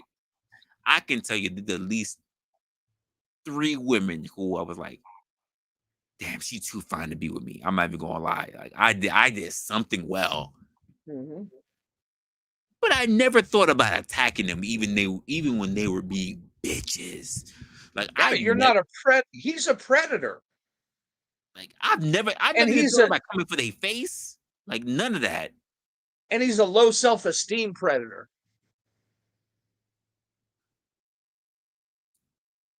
Yeah. Yeah. Listen, if I got a fine ass woman next to me, the one thing I'm not trying to do is damage that. I am not trying to do that at all. Whether I'm the one keeping her or and go to the next person, I'm not trying to ruin that. Best that she has a bad reputation that just does it herself. But physically, I'm not happening. And we know at his level, you ain't got to have no looks at all. All you got to have is money. That's true. Like I said, I've been with women where I'm just like, why are you here? Like, oh, I kind of like you because you're funny. Because you're like, and I'm just like, but I'm an asshole. Why are you still here? Like what the fuck is going on? Like, I've looked at myself in the mirror, like, she's still here. Like, why? Like, I've had those moments, and I'm just like, oh yeah. But to have like you said, a guy like him that has money and to still behave in the way that he behaves is like, don't apologize, dude. Just take your lickings, take it and just disappear. Like that's why I was like, do Russell Simmons, just go away, go away. You're not gonna find forgiveness. You're not gonna find redemption. It's over. Over. OVAH. It is over for you. Yeah. Just done. And you emphatically, adamantly, categorically. You were saying? How many people did you hear on the internet when this shit first came out? Oh, he didn't do that shit because he ain't got to. Oh, they were coming out the woodwork. Why would he need to do that? He's Sean Combs. Why would he need to do it? And I'm just looking at him like, he's Sean Combs. Have you ever seen the way celebrities act before? The moment this came out, I thought about the one. I don't remember what commercial it was, but I thought about the one commercial where they were like, "We need people to go to sales, and we need to go see." And I remember just seeing the commercial. He said, "Yo, just tell everybody that Diddy said to go to such and such and such." And then the mall show, like everybody was going crazy doing this. I'm just thinking, the level of egotism that's just in your head to think that you can even be on a commercial that you can just say, if I tell people what to do, they just do it. What? But he's not wrong. That's I don't know anyone, but I get it. I get there. I don't understand, me personally. I don't understand worship. That's just me. I just don't understand worship. I do not get it. I don't know how it works. I don't know how you stay in it. I don't know how you got into it. I don't know how it clicks. I just don't understand worship. I get the fact that you pick people who want to be your inspiration, cool, motivation, cool, but worship, I just don't get that. I do not. I was even thinking about, now that I think about it right now, because he's wearing that bullshit on. I was thinking about one time when he was, I think it was the same woman, where he's like laying on the floor and shit at a party. It's like, and he's just laying on the floor while she's getting all the pictures taken. I'm just like, who the fuck is you? Who are you to think that? And then I remember the caption was like, oh, he's just laying back and chilling while she's getting all her shine. A strong man is a man that allows a woman to get all her shine. I'm like, it's not like she's not beautiful herself. What's going She a on lot here? better looking than him. That's for goddamn sure. I sit back and I just think about all this shit and I just go, what is going on here? I'm not sure about that, CCD. As much as Diddy is fucking up, he's not on the same level as R. Kelly. He was on some. When I say he had the support, he had the support. Like, not for nothing, Diddy got hit on this, and they came for him swiftly. I'm surprised it was just December. That hit some time, but R. Kelly lasted. He lasted for a while, good while. He should have been scooped up ASAP, but he lasted a good long while. So I don't think Diddy will ever get the kind of because R. Kelly, like I said before, had black women behind him. Diddy's not gonna have that. He's just not gonna have it. He doesn't have that kind of notoriety. But shit. I just think he needs to go away. That's just me personally. Now, a lot of people don't feel that way. If he was smart, he would consolidate for the future. He would take all his interest out of current markets. Yeah, I would take my shit out. Turn his label over to somebody else to run and step away. Be like Jeff Bezos. Step down, but work behind the scenes. Yep. But I think that's too much for him. Stay off the red carpet. Stay out from in front of the fucking cameras. And just go the fuck away. Enjoy what you've worked for. I don't think he can do it. No, he can't. He can't. That's why he put out that video. He didn't apologize in that video. It hurt. No, it didn't. It hurts more. It hurts him more. And I wonder how many people really picked up on that. Like, oh, well, he said he's sorry. To who? To who? Which is why he's sorry he got caught. That's what he's sorry about. Earlier video talking about how he's doing it for the people who are fans, for God, to be an entrepreneur, the thing that he could do for other people, how he moves. Well, and what? And that video put with that statement equals defamation of character on purpose. Which is why I played it, because I was like, you're absolutely different from everything you claim you were going to do. And that video was before you really got big into, well, you were already big, but before all this shit came out. You fucked up. Big time fucked up. Because it's not like you was just, you know what? Because I wouldn't even be, if all this shit came out with Diddy, with the sex price, and you was just single, cool. I don't care. Maybe, no, but he got his kids around this shit. That's my thing. You got the kids. You had this beautiful woman with you. She dipping on you. You acting a fool. I'm like, none of this shit is good. And it makes me think that any other rumor beforehand is legitimate now. Yeah. Every rumor beforehand is legitimate. Yeah. Oh, yeah. And if he would have came out of that room the second time and apologized and helped her instead of continued to fucking beat her once he left the scene, then maybe he could be forgiven in some way. I mean, people used to say shit about, like, he used to do shit that fucked up Little Kim. Like, that's the way she is all fucked up now. And I'm like, I believe it now. I didn't once believe it before, but I believe it now. Like, there's no reason for me to believe anything that he does is okay. No. Cat Williams, everything. There's no reason for me not to believe it now. Yep. Everything he said is just, I can't believe anything you say.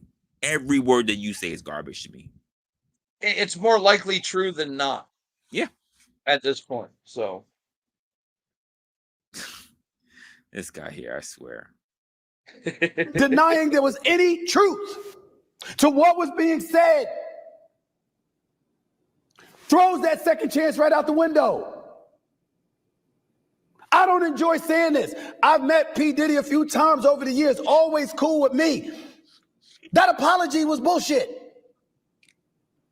It was embarrassing. I don't know who told him, who thought for a second that it would work. 50 Cent. fuck off. was on his Instagram page. Just go look at it. Saying the same thing. Who advised him to do this? This is bad. This ain't gonna work. Because it comes across as inauthentic. Because there's literally proof via a quote from you denying everything. Everything. And accusing your accusers of looking for a payday. There's so many questions that emanate from this. You settled the case in a day. That made you look guilty enough as it is. One day. One day after the allegations came out. They must have told you about the video. We still got questions about where the hell was the video all of these years? Who had it? Who ultimately released it? There's also reports about somebody being paid $50,000 for P. Diddy to get a hold of the tape. Well, damn, that's all? You would think you'd have gave up $50 million to make sure that tape never got out. And when we look at Ryan Clark, I'm not going to call P. Diddy a bitch or any other name like that. But I ain't gonna stop anybody else from doing it. I'm not gonna. Oh shit. I can't. I can't. Listen. As always, everybody, like, after a while, once everything is already done, I'm gonna put the links to everything that is already up here, so you can be sure to take a look at the actual video and everything in it, to see more about how he basically dragged this man through the mud. Because I just, I'm not gonna say he's a bitch, but I ain't gonna stop nobody else from calling him one. That is crazy. That is wild to me. Oh my gosh. Listen. He has it coming. At this time, I'm like, society, everybody, black folks, white folks, everybody who's been supporting, just bow your heads in prayer and then hang them. It's time. It's time. Just do it. He's convicted. It's over. Let him go. Let him go. It's time. I know it was difficult with you from other people, but it's for this one. Spare yourself the energy. It's time. Let him go. Now, here's something I generally do not talk about. This is going to be my last video because I haven't seen it, but when I saw it, it's a question that I damn for sure know I wanted people to talk about, and they never actually did. And you can tell me if you've seen this video before. It came out looks like about 6 days ago. And the question is, should the U.S. shut its borders? It was actually a press debate. So I want to know. Yeah, I saw that. Oh, you saw it? Yeah, I saw that. I haven't seen it yet. I wanted to take a look at it because I saw a couple of figures in it, and I was just like, oh shit, they gonna talk about closing the border. I do know, like, I think I saw Cenk Uygur was one of the people that was up there marching toward Texas, or maybe it's young men from who knows where bum rushing Border Patrol agents. This is why immigration is the top issue for voters in the 2024 election, at least according to a recent Wall Street Journal poll. More important to them than inflation, more important to them than the economy itself. A March Gallup poll indicated that immigration is the top unprompted issue on voters' minds. Meanwhile, 68% of Americans, including 56% of Democrats, disapprove of the president's handling of the border. Indeed, this influx has made even progressive cities, which previously declared themselves as sanctuaries, sound the alarm. Last May, Chicago Mayor Lori Lightfoot said that we've reached a breaking point and declared a state of emergency in her city. In September, New York City Mayor Eric Adams said that the influx of migrants will, quote, destroy New York City. So which is it? Are immigrants the lifeblood of the nation or a threat to the nation itself? Is mass immigration a net gain or a net loss for America in 2024? How do we balance our humanitarian impulses with our practical and economic needs? Do migrants suppress wages of the already strained middle and working class? The answer to that is a resounding yes. Oh yeah, surely. That's And not it even a suppresses question. technology. Yeah, like absolutely do. Like I don't like this is what my thing is like. I'm not opposed to migrants who come in and do it the right way, or even a little bit amount of the people they bring in if we were really low economically. But it's like the migrants is coming in. What are you coming in for? Especially when you come to places like New York City, like let's say any major city. What can you really contribute? You're not even in the fields anymore. We have technology that's taking care of that. We got AI, we got robots. You're not needed for strawberries anymore. You're not needed for cotton anymore. You're not needed for corn. Like, what are you really bringing? If you're not one of the people that already has done something within your nation, you're coming to expand or to build something extra. What are you doing? Like, if you haven't had anything stable or some kind of thing that you can show that you can be beneficial towards the country itself, and you're coming here, I just don't get it.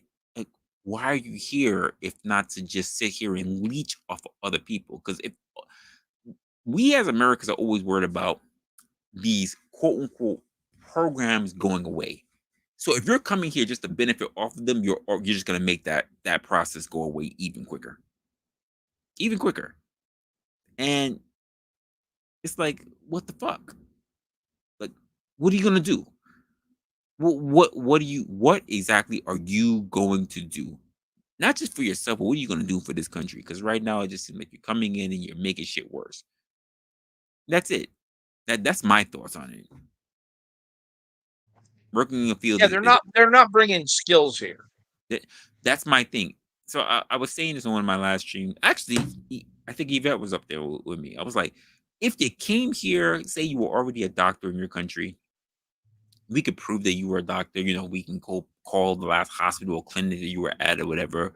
We could say that you've gone to school, you've had your residency and everything. I think that you should be expedited. You should get you should be able to come to the checkout lane, the self checkout lane, and you be able to to come forward into the state. But if you're telling me you can barely hold a job,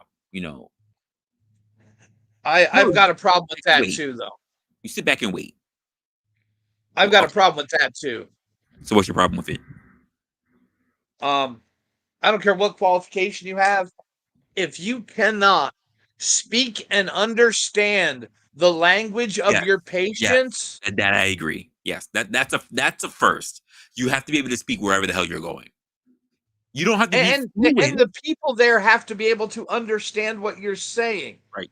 You may not be fluent, but you need to be able to communicate. Like, yes, absolutely. I do believe that. I 1000% believe that to me, when I was saying that, go without saying. Like, I don't think anyone should come here and not be able to speak the language at all. Do not come to anywhere to any of these states and not know a lick of English. That's just the way how I feel. Or if you come here not knowing English, the first thing you're doing is ESO. that There is was a it. lab tech at my last VA visit. I could not understand a fucking word she said. And I've been around the world and listened to dialects on 6 continents. Not for nothing, Mayo. That's how I feel about people who come from India. I have Yep. such a hard time understanding them. I'm like, I understand people who have accents from Chinese, Japanese, freaking from Sweden, but I have no idea what the fuck are you saying, and you're doing a whole conference. I'm sorry, I cannot sit here and pretend that I understand what's being said because your accent is just so heavy. Yeah. And I mean, I've had women that I've talked to on the side about it, and I mean, like they've broken down into tears. I'm like, I think you did a good conference, you had a good energy, but I'll just be honest with you, like, could you just send me the notes because I don't know what you said. And they're thinking that they worked really hard on. You probably did. You worked really hard on doing this conference. I'm seeing your slides. I could read your slides. Everything was good. I just don't know what the fuck you said. I'm not shitting on you. It's just, it was really hard for me to stay engaged. You Yeah. had energy, and I'm just like, she's bouncing around. She's got high energy. I just don't know what you're talking about. And that was a hard thing for me. Yeah. And the dumbest actors from England can spend 2 weeks and speak in Sound a perfect American. American accent. Yo, sound better than we are. Like, yep. You know who's the first person I think about when we hear that? Hugh Larry. Killed it as House. Killed it. Oh yeah. Oh, The Walking Dead. Yes. Three-quarters of the cast was English. Yes. I'm like, yo, that is wild. Wild. And I just honestly, as a hot pot as we are, I'm surprised we don't have that same effort. I would struggle just trying to do a British accent. Like, and that should be the closest thing outside of American, apparently. Yeah. And I'm just like, no, I couldn't do it. But they move into communities around people that speak the same language as they do, and they don't have to assimilate. That's my thing. The only place they speak English is in the office. Well, so here's my thing. I was saying this to, if I was still with one of my exes and I had went to Japan, first rule in the house would have been the same rule that basically I see a lot of Spanish families do, which is when you're outside the house, you speak the law of the land. You speak the language of the land. Yeah. When we're inside the house, you speak the language that we have in our culture.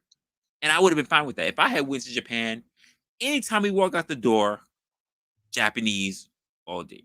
Nihonjin all day. Come inside, always English. That's just the way it would have been. I don't like, if you listen, it would have been a new adventure for all your friends that came over when we had parties or whatever. They walk in the door, here's your chance to learn English because we not speaking nothing else. Like, that's it. The moment we get outside, everybody speaks Japanese. I would have followed those rules to a T. Yeah. But we don't do that here. Yeah. I know families up in Maine who spoke French in the house and English outside the house. And literally, they'd be walking out the door having a conversation and switch like that. Switch it up. Exactly. Just like that. And I'm just like, that's the way it should be. And to me, it's like, partly it's a thing to be fluent in, but also it's a respect thing. I have a problem with people who are just like, oh, well, he doesn't or she doesn't speak English. How long they been here? Unless they're visiting, like they're a cousin of yours, they're just spending a time, you're showing them around, and they dipping. I'm good with that. But you're talking about they aiming to stay, and they knew they were coming here, and they knew for at least a year they were coming here. Shame on them, and shame on you. And they're treating patients that speak only English. Mm-hmm. Yeah, I'm not good with that at all. I got an issue with that. Yeah. And you know, the other problem with that is if our doctors aren't good enough, why are we paying for medical school loans? I mean, and let's be honest, your doctor is only as good as what they can ascertain. And a lot of the stuff that happens that doctors have to go through as part of their bedside manners is to figure out, what were you doing? So they have to talk to you. They have to communicate. What were you eating? Did you eat this morning? What did you eat? Are you allergic to something? A lot of that is literally verbal. Yeah, but that's been replaced by a flow chart. Now, it really has. I guess. To me, it's too many steps versus just getting it right off the bat. I'm sorry. I cannot do a flow chart when you're literally minutes away from having a seizure. Can't do it. No. Like, but they do it every day. Like, you've been here for how long? 5 years? Okay, cool.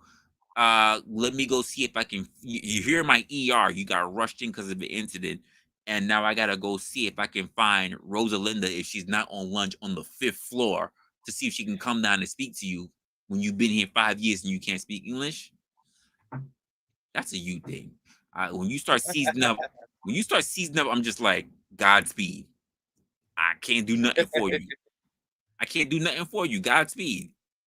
Listen, you just make sure that you don't bite on your tongue or something. Like, but I can't do nothing for you because I don't know. I can't give you shit not knowing what the fuck is going on and making it worse.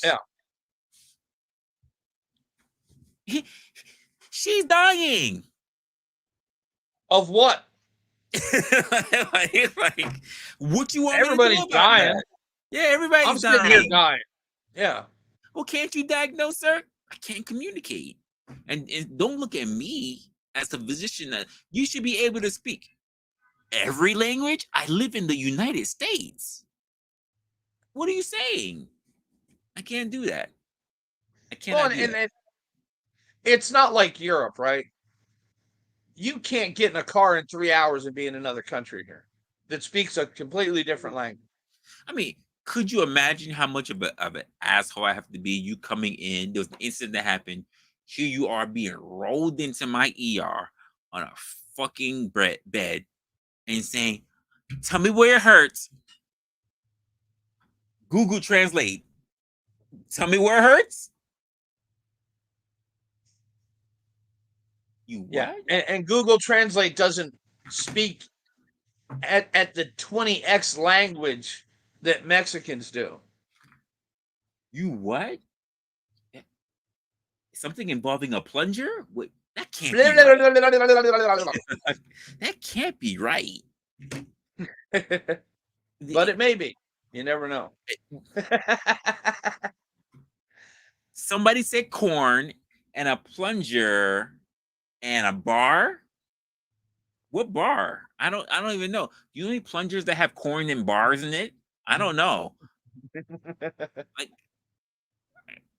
and I'm how long you been here? 5 years? Shit. I can't help you. Can I help you whatsoever? So I was really thinking about I think I'm really gonna watch this. Because I just want to know what they're thinking. Because I started seeing some people up there, but I don't know all their faces. I maybe know like 3 people's faces that was up there, but I find it pretty interesting. I think that this is how my prediction is going to be for this video because I don't we're already hitting the 3-hour mark. But here's my prediction. Here's the prediction for this video that somehow they wildly all agree. That's actually yeah. Is I accurate? will say this. In the audience poll at the end, do you think they should agree we should close the borders or keep them open?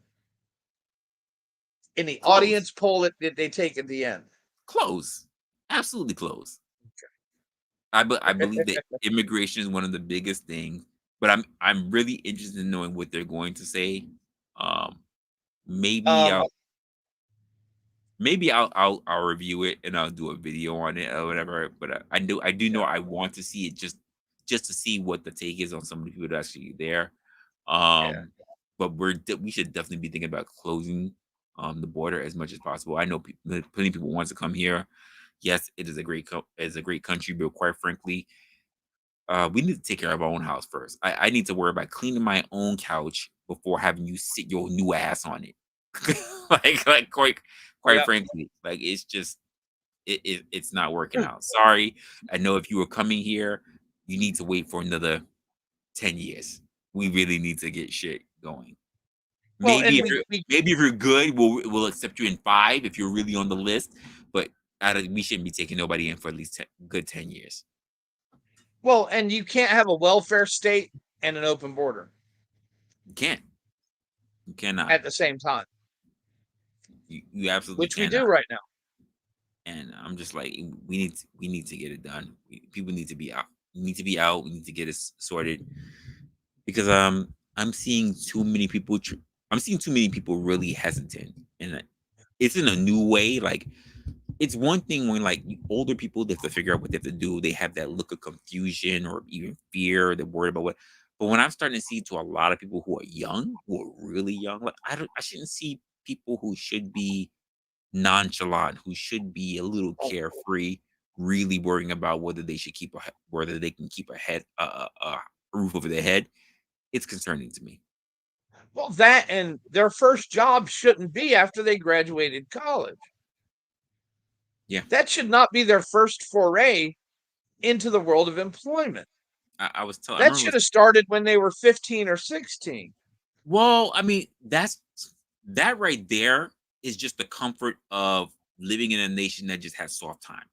Because I will tell you personally that I didn't, and it was my just my family. When I wanted to get a job early, because all my friends were getting a job early, my family literally told me, "Don't worry about getting a job." I didn't get my first job until I was 18. Just But that I should was, be a choice. but I It's was not, giving the option. And yeah, then it's not a when I choice said, "I'll anymore. do it," they said, "No, don't do it. Don't do it. It's all right. Yeah. You're good. Just focus on what you have to do. Focus on your studies. Worry about going to college. You don't have to worry about going for a job. We got you." Yeah. And I was good with that. It wasn't like, you 16, you can drive and you can work now. Go work. It wasn't like that. Yeah. Like, But it should so at least be a choice. yeah, it was. Now there is no choice. I agree. I Because agree. now the average worker in McDonald's 28 years old. I wonder if I The walked to the McDonald's near me, how old, what's the oldest person I might find? I haven't walked in the McDonald's in so long. I wonder if I walked in there, what's the oldest you'll person? find one or two seniors in there, but most of them are going to be middle aged. Hmm. On an employment market that was built on teenagers and retirees. Interesting. That's disgusting. It's disgusting, but I gotta say Many jobs it were is. not made to sustain families. They were made to give teenagers some spending money and some work ethic, and retirees some spending money and something to do to keep Yeah. them engaged.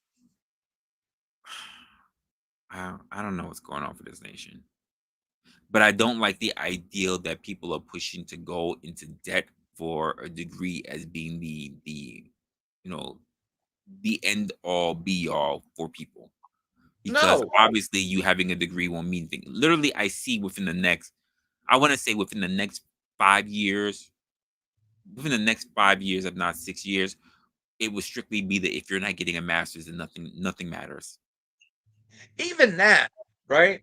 which is not worth it. I know guys who are self taught, programming, computers, Hmm. know better than anyone with a master's. Can outwork them because the diploma may get you in the door. It's not going to keep you in the job if you can't perform. Agreed. And the lack of standards in these colleges now, if they don't have to perform in school, they're never going to perform on the job market. So let me ask this question, because it's likely not to happen, but it makes me wonder. So, because not everybody can, of course, make it to an Ivy League school, because, quite frankly, just school admissions across the board, across the nation, are just so low. If you don't go to community college like a CUNY or a SUNY, you're not really getting your foot to go into a college, because admission rates are just so low. Like, I remember seeing admissions rates that were at least when I first went to college, admissions rates were somewhere like 60%. Yeah. Now admissions rates are like, 15%, 20 something percent to get in, and yet the graduation rate is also super low. I'm just like, what the fuck? Like, how do you have like a 50, say, let's just say, if you have a 50% graduation rate, or sorry, of intake, but then your graduation rate is like 15%. How does that work out? How are you failing them so much that they either quit or they die? Like, how does Well, that that happen? and you're failing them after you've dropped the requirements to the ground. The problem is, guess what, Resla? Not everybody's smart enough to go to college, Well, okay, especially Ivy League type schools. okay. The So let's Ivy League schools, but let's say you don't make it to Ivy League, right? Part yeah, of part of the thing is, like, if you work, let's just say you went to high school and you weren't really serious about college. The good news about coming into college, because the whole part about also there was also a part about coming to college, is that when you go to college, you get exposed to new things. thank you. So you get to learn. That means you also get to learn to take life serious, a little bit more serious. but you can't get that now. I think I hear people having less fun on college campuses now than anything else because they've taken away so much shit. Well, you can't have fun. You can't even have a costume party. Well, because you're going to insult somebody's ethnicity, race, or culture. You can't dress like a witch because you'll insult the Wiccans. I would love it. I'd fucking. You know what I mean? I'd fucking love it. Listen, if I wouldn't, listen, any of y'all ladies want to dress up like a witch, I'm just saying. It's all good. Honestly, if I'm drunk enough, girl, if you hot enough, you can come blackface. I'll take you down. But imagine, imagine being in college in today's PC world. I couldn't imagine it. And here's the sad part. I think about going back to college. I don't have any real debts when it comes to college. I think about going back to college and just to just further and just get another degree. I mean, if you can have all these ladies and everything, I got my bachelor's here and I got my master's here. I'm thinking, why not me? If it means I'm gonna get a bigger bag. But you don't even have to go back to college to do that. You can do your master's online. Also true. I mean, like our Ivy League schools, the people from those schools that graduated from those schools, they were the best of the best. Or if they were paid. But they went out, those people were the ones who went out and solved the world's problems. Those Ivy League schools are nothing but dead names now. When you have set the bar for entry so fucking low. So, Conshonery, there was a time. It's no longer like that. There was a time where their educational standards were just so good, but those times have long passed. And that's back when the actual professors were teaching the classes and not their aides. Yep. That they weren't stuffed off in a research building somewhere, just signing their grad school's accreditations. I remember when I was in college and people were trying to transfer. This was like the last hurrah before it dropped, before admissions and everything dropped. But I remember how people were just trying to clamor to go to the UK so that they can go to Cambridge. And I was just like, you're trying to get to Cambridge? I was like, I can't even think of going that far. And then in Oxford, you would have to be invited to. That's a fact. You could not just apply, really. Like do you know how hard you would have to get there? You first of all cross seas as well. You know how as a foreign nominal student, your degrees would have to be a foreign student to get accepted into Oxford. No way. No way. You had to be somebody. That's correct. And you had to make it on your own. So I hear you, but think about it. Think about it, Contrary. He went to an Ivy League school, but knowing what you know about this man, right? Did he get there because he was wise, or did he get there because someone was able to donate money to a new wing of the fucking campus? Let's be honest. Who was his father? A former president. No one, even during his presidency, no one ever looked at George Bush and said, you know what? That's a wise man. Right. So there is a I'm trying to remember what he said, but there's a guy I've been listening to because I'm reading his books and everything, Scott Galloway, right? And he says, like, so he believes, and I kind of am on the same, the way he worded could ruffle people's feathers, but I kind of am on the same board with him. He says affirmative action was a good thing. And to me, yes, it was a good thing. But the way he looks at it, the way he and I also agree on the fact that the way how affirmative action has been portrayed and the way it came up to be the way it is now, the way it's perverse to be the way it is now was not a good thing. Yeah, And now it was a great concept. It was a Right. horrible execution. Right. And the way how it's perverse now to the point where people try to get rid of it, he says the way how he put it was, and I'm paraphrasing, is affirmative action is a great thing. He himself, as a white male, he says he benefited from affirmative action because, quite frankly, even his grades and shit was shit. And he got into UC Berkeley at the time, where the freaking attendance rate, the admissions rate was like in the 90s, and he got turned down the first time. He had to apply again. He got in, and he said, I think he said he had a 2.57 GPA, and he got in. I'm just like, shit. But this is a long time ago as well. Back when the admissions was so high, I'm pretty sure the admissions rate is well below the bar now. But the ideal is that when you're talking about affirmative action, is that the only color that should matter is green. And I kind of agree with that. I think if you really don't have the money, you should be looked at in terms of affirmative action to be able to get into these schools. If you already have the money, you shouldn't be benefited from affirmative action. But I don't think it should be centered on your skin tone. It should be centered on what your economic class is. And that's just the way I think it should be centered on your SAT score.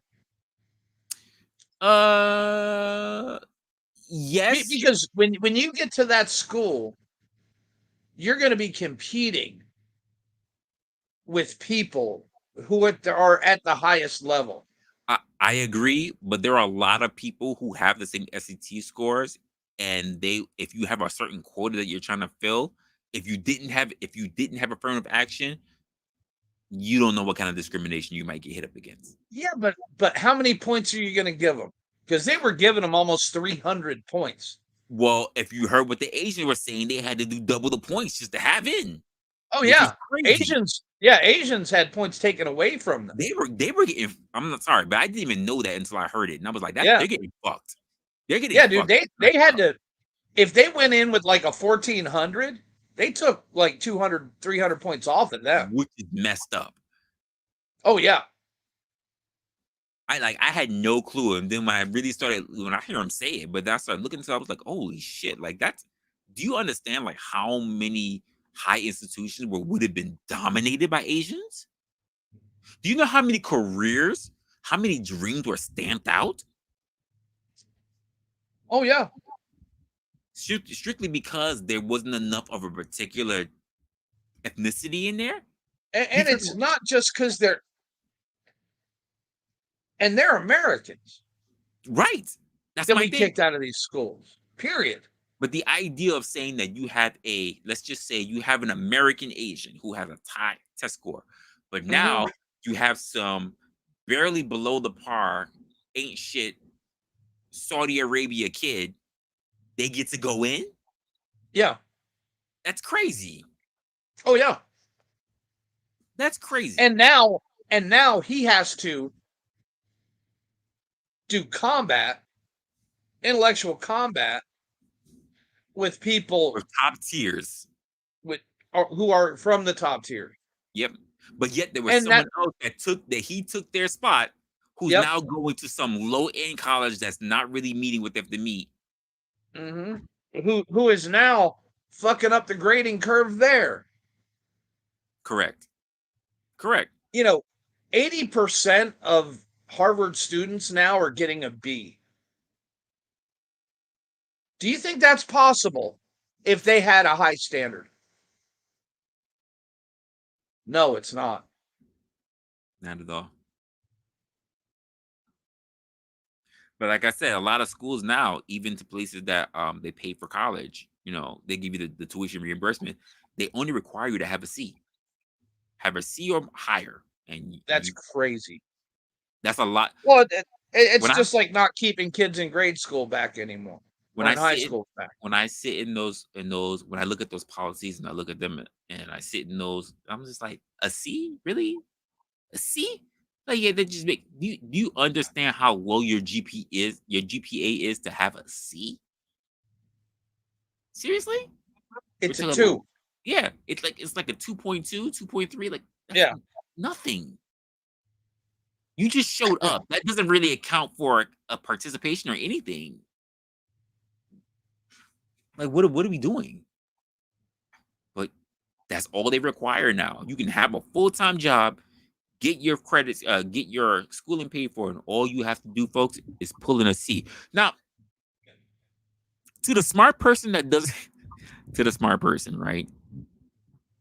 If they're actually able to finesse this, to a person that's going in full time, or not full time, but going in and getting their reimbursement for their company, if you manage to tell me that you can ride out 3 of your 4 years with C's, and in your last year you dominate. Because the problem with the final year is that nobody really wants to dominate. That's that year that they want to rest, and Yeah. they shouldn't, but they want to rest. But in that last year, that final year, that means your old semesters, you dominate that year, your GPA will just skyrocket. It will skyrocket. It'll be like, where did this stupid person come from? They just, if you do that, you'll look like they'll be like, this motherfucker just skated the entire time and now they're a goddamn genius. You absolutely. And most people won't do that because at the end they're trying to relax. That happened to me. Like I could have Oh, had yeah.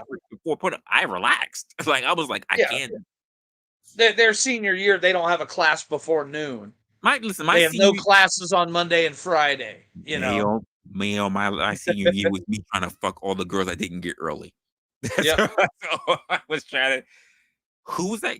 Yo, we ain't talk. I see you pass by this hallway or something. We never talk. Like if I ever thought about just focusing, like, out my way, bitch. Like, but if you are like, if you're really carrying on through our C's, because that's all your job requiring you to have is just a C to pass, and you will keep paying for your shit. Take that last year and you just start saying fuck off your job, and you focus hard on college. Your GPA, when you go into your next spot, it'll look great. Because keep in mind, folks, when you put in your transcript, when you're going, not even your transcript, but if you say if you're going to the university, they're gonna look at your transcript. They'll look at it and they'll be like, "What the fuck is this? Why were you C's all over the place, but then you were? What the fuck is going on here?" But to any place that you're trying to get a job at, they'll never know. No, they're just going to look at your GPA. They're Period. just gonna look at what your last GPA score was, and Yep. that's all. They'll never care about what class you went to. Nothing. Your freaking transcript could have kiss marks on it from the from your fucking professor that was blowing you. They'll never see it. They'll never see it at all.